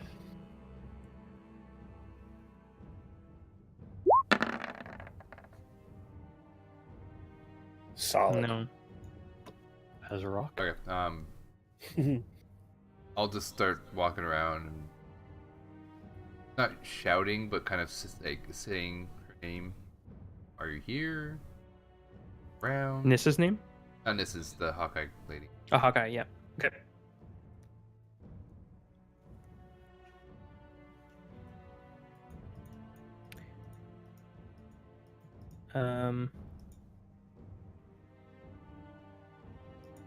And you're speaking common? That's all I have. I mean, I have very, very rough giant. Yeah. Tell me, what is your tone like?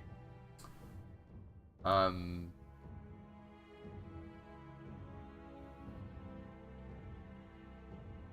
I'm trying to describe it.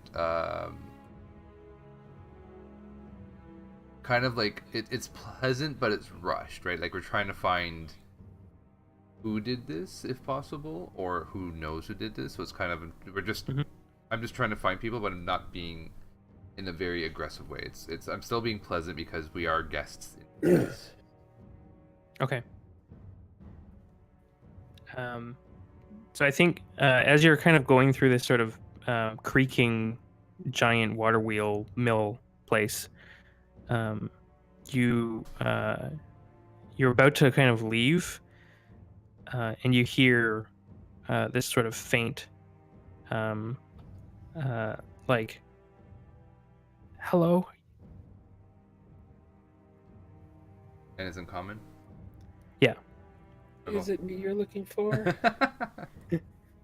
I'll be like, hi. And then you can see like the head of this tall girl sticking out of like a giant flour sack Okay. that she's kind of wrapped herself in, and she's like, "You're one of the newcomers, aren't you?" Yes. Are you okay? Hurt? No, I'm not hurt, but I don't think I can stay here. What happened? What's wrong? You're not gonna. I should really go. Know what happened at the feast? And she kind of like breaks eye contact with you momentarily, and she goes, it's just like a soft nod. Do you know who caused it? She nods again. Be able to tell?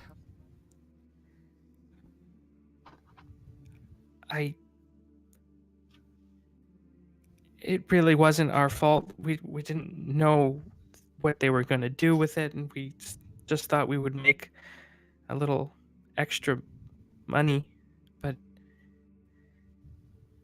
Who's I think they? it was the druids Which druids? from Clan Great Ursa.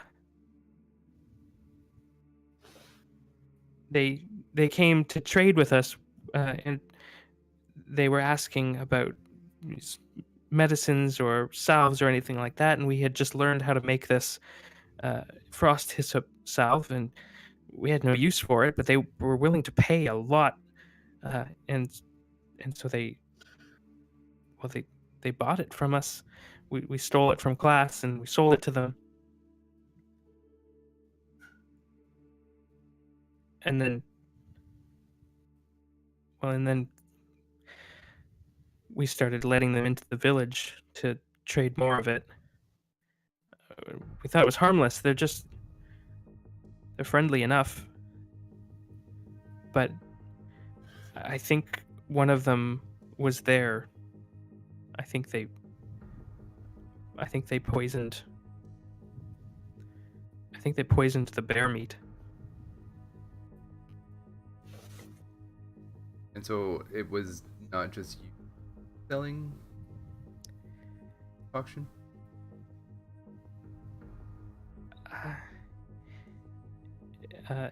No, it was just me. No, I'm to blame.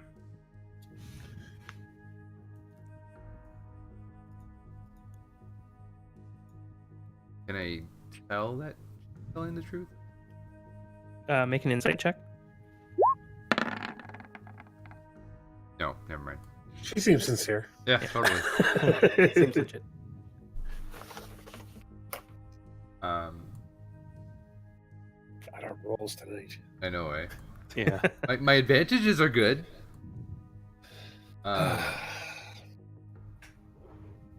So even with like the tone of her voice and the changing and the way she's acting, I don't have any assumptions that there was more. Because as soon as she said "we" to begin with, Yeah, so I think you can certainly deduce that there may be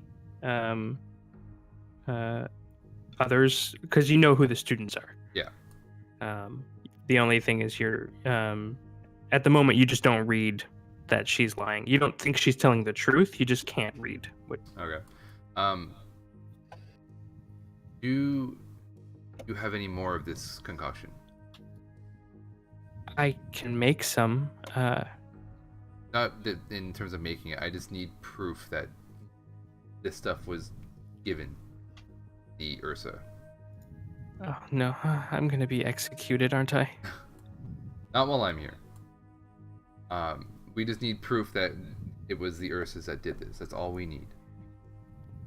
Well, we have more that we prepared for sale.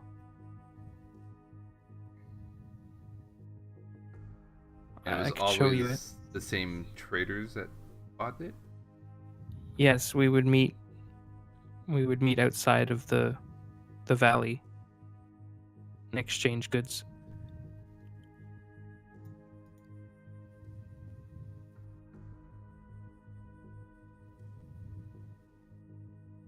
Okay, I'm gonna think of what I'm saying next if you want to switch to the others. Sure. So I think at this point, if you guys were searching for Gerard, you would have found him unconscious in a medical tent. And you also would have found Nissa at home, sort of, acting aloof and sort of hiding. So we can put you there if you'd like. Okay. So yeah, Nissa is sort of like on her bed underneath her covers, sort of wrapped her arms around her knees. And she's just maintaining that she's just, afraid of what's happening in town. Nissa? Yes, what? Why are you here? Because people are dying, and I am not a healer. You know how to make medicine salves. I can make some with supervision, yes. Like the one with frost hyssop, maybe. How do you know about frost hyssop? Look at me. I have. Is it not obvious? I have my ways of doing things. You are a sorcerer. You can say that.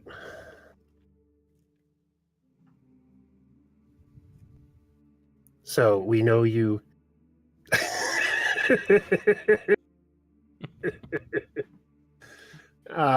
So we know you. I was wondering what that was, so it's snoring.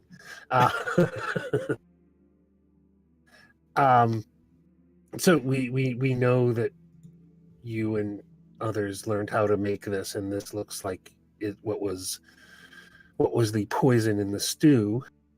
So, I'd like to know what you know about this.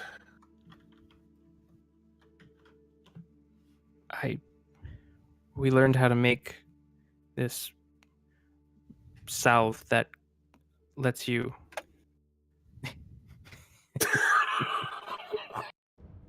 God,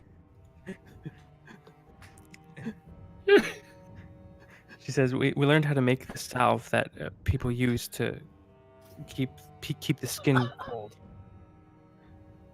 and for some reason we met these druids who were interested in it. Druids Yeah, from the other clan. from Great Ursa, yes. Anyway, they asked us to sell it to them, so we did.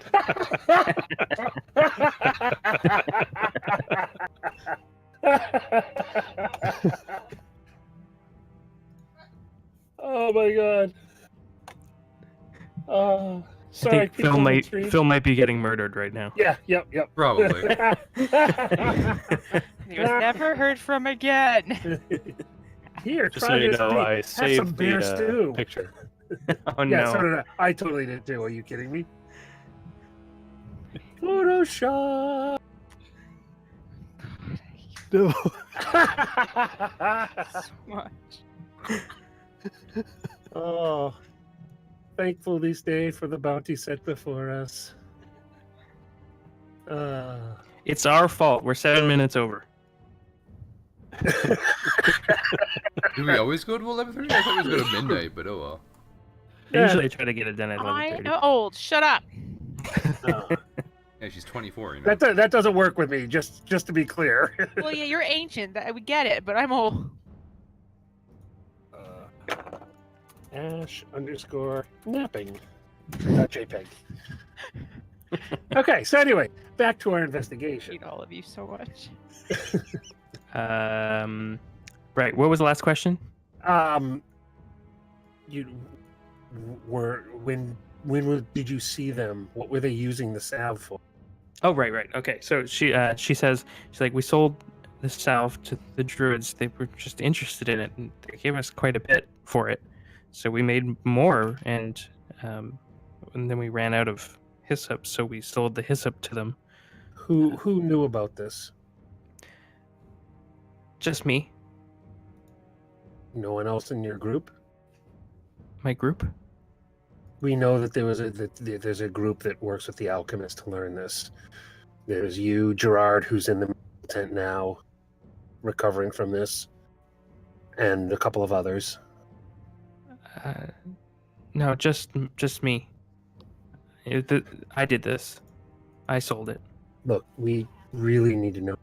I'm not here to try and get you in trouble. I need to get to the bottom of this because we need to find antidotes for these people, and it looks like your village is under attack, and I'm going to give all of my persuasion and charm.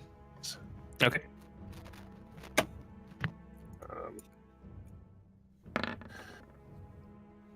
So yeah, persuading.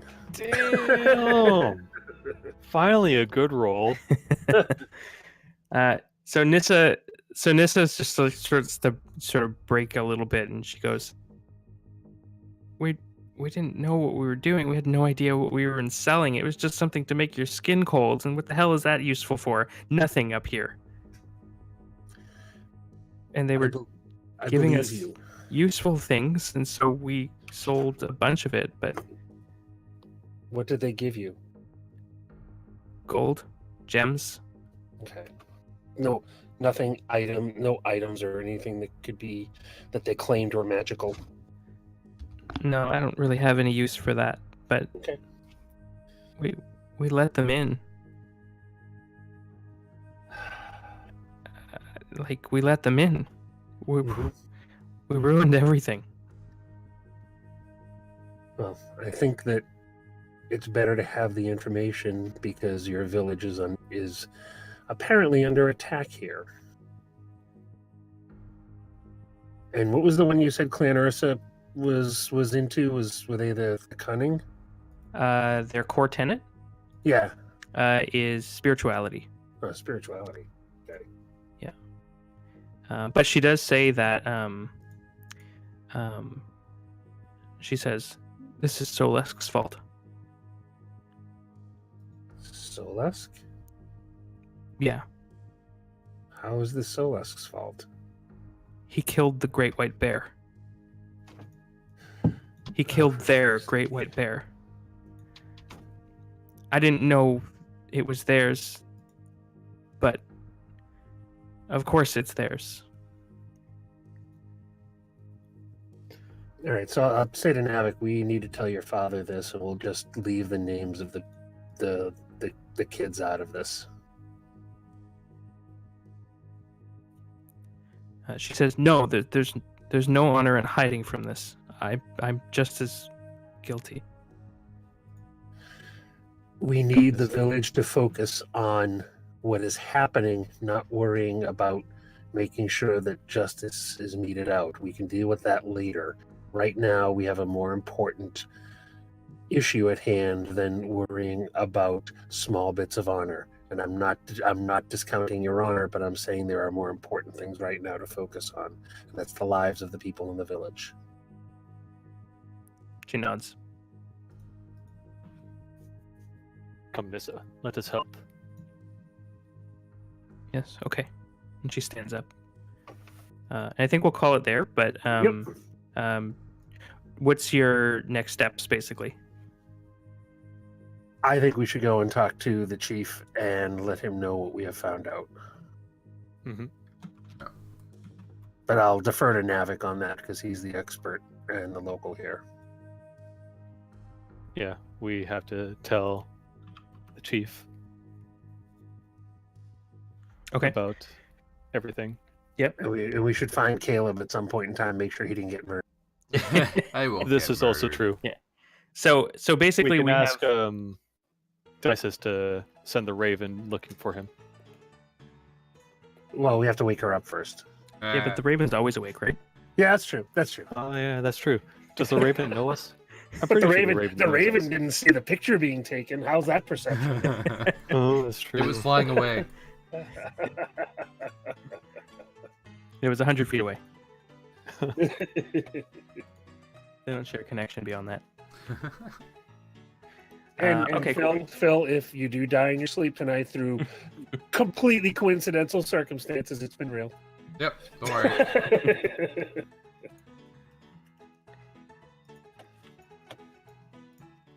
All right, cool. So I'll take a note of where we are and what clues you guys have found. And I think that's it. Oh, by the way, Phil, there's I don't know if you found it, but in your character folder, there's that the note from the gnome. I added it to your sheet. I saw that. I haven't looked at it yet. Gotcha. All right, cool. That's it. All right. Cool. Thanks, guys. Later on. Next week. Thank you. Yeah, are you here next week or are you gone? Yeah, next week will be our last week, and then we're gone for 1 week. Well, we won't be able to play for 1 week. So February 1st. February 1st we're good. 8th we're not, and then one after that. Okay, I actually think I'm gonna have to double check for next week. That date looks important for some reason. I can't really figure out why, but I'm gonna have to check my calendar. Did you meet your girlfriend, your wife? I should say now. No. Dan? Thanks everybody for joining us for this session of Pyro Club. We might be back next week. I don't know. But yeah, I'll update if we're not running next week on Facebook and Twitter. Have a good night.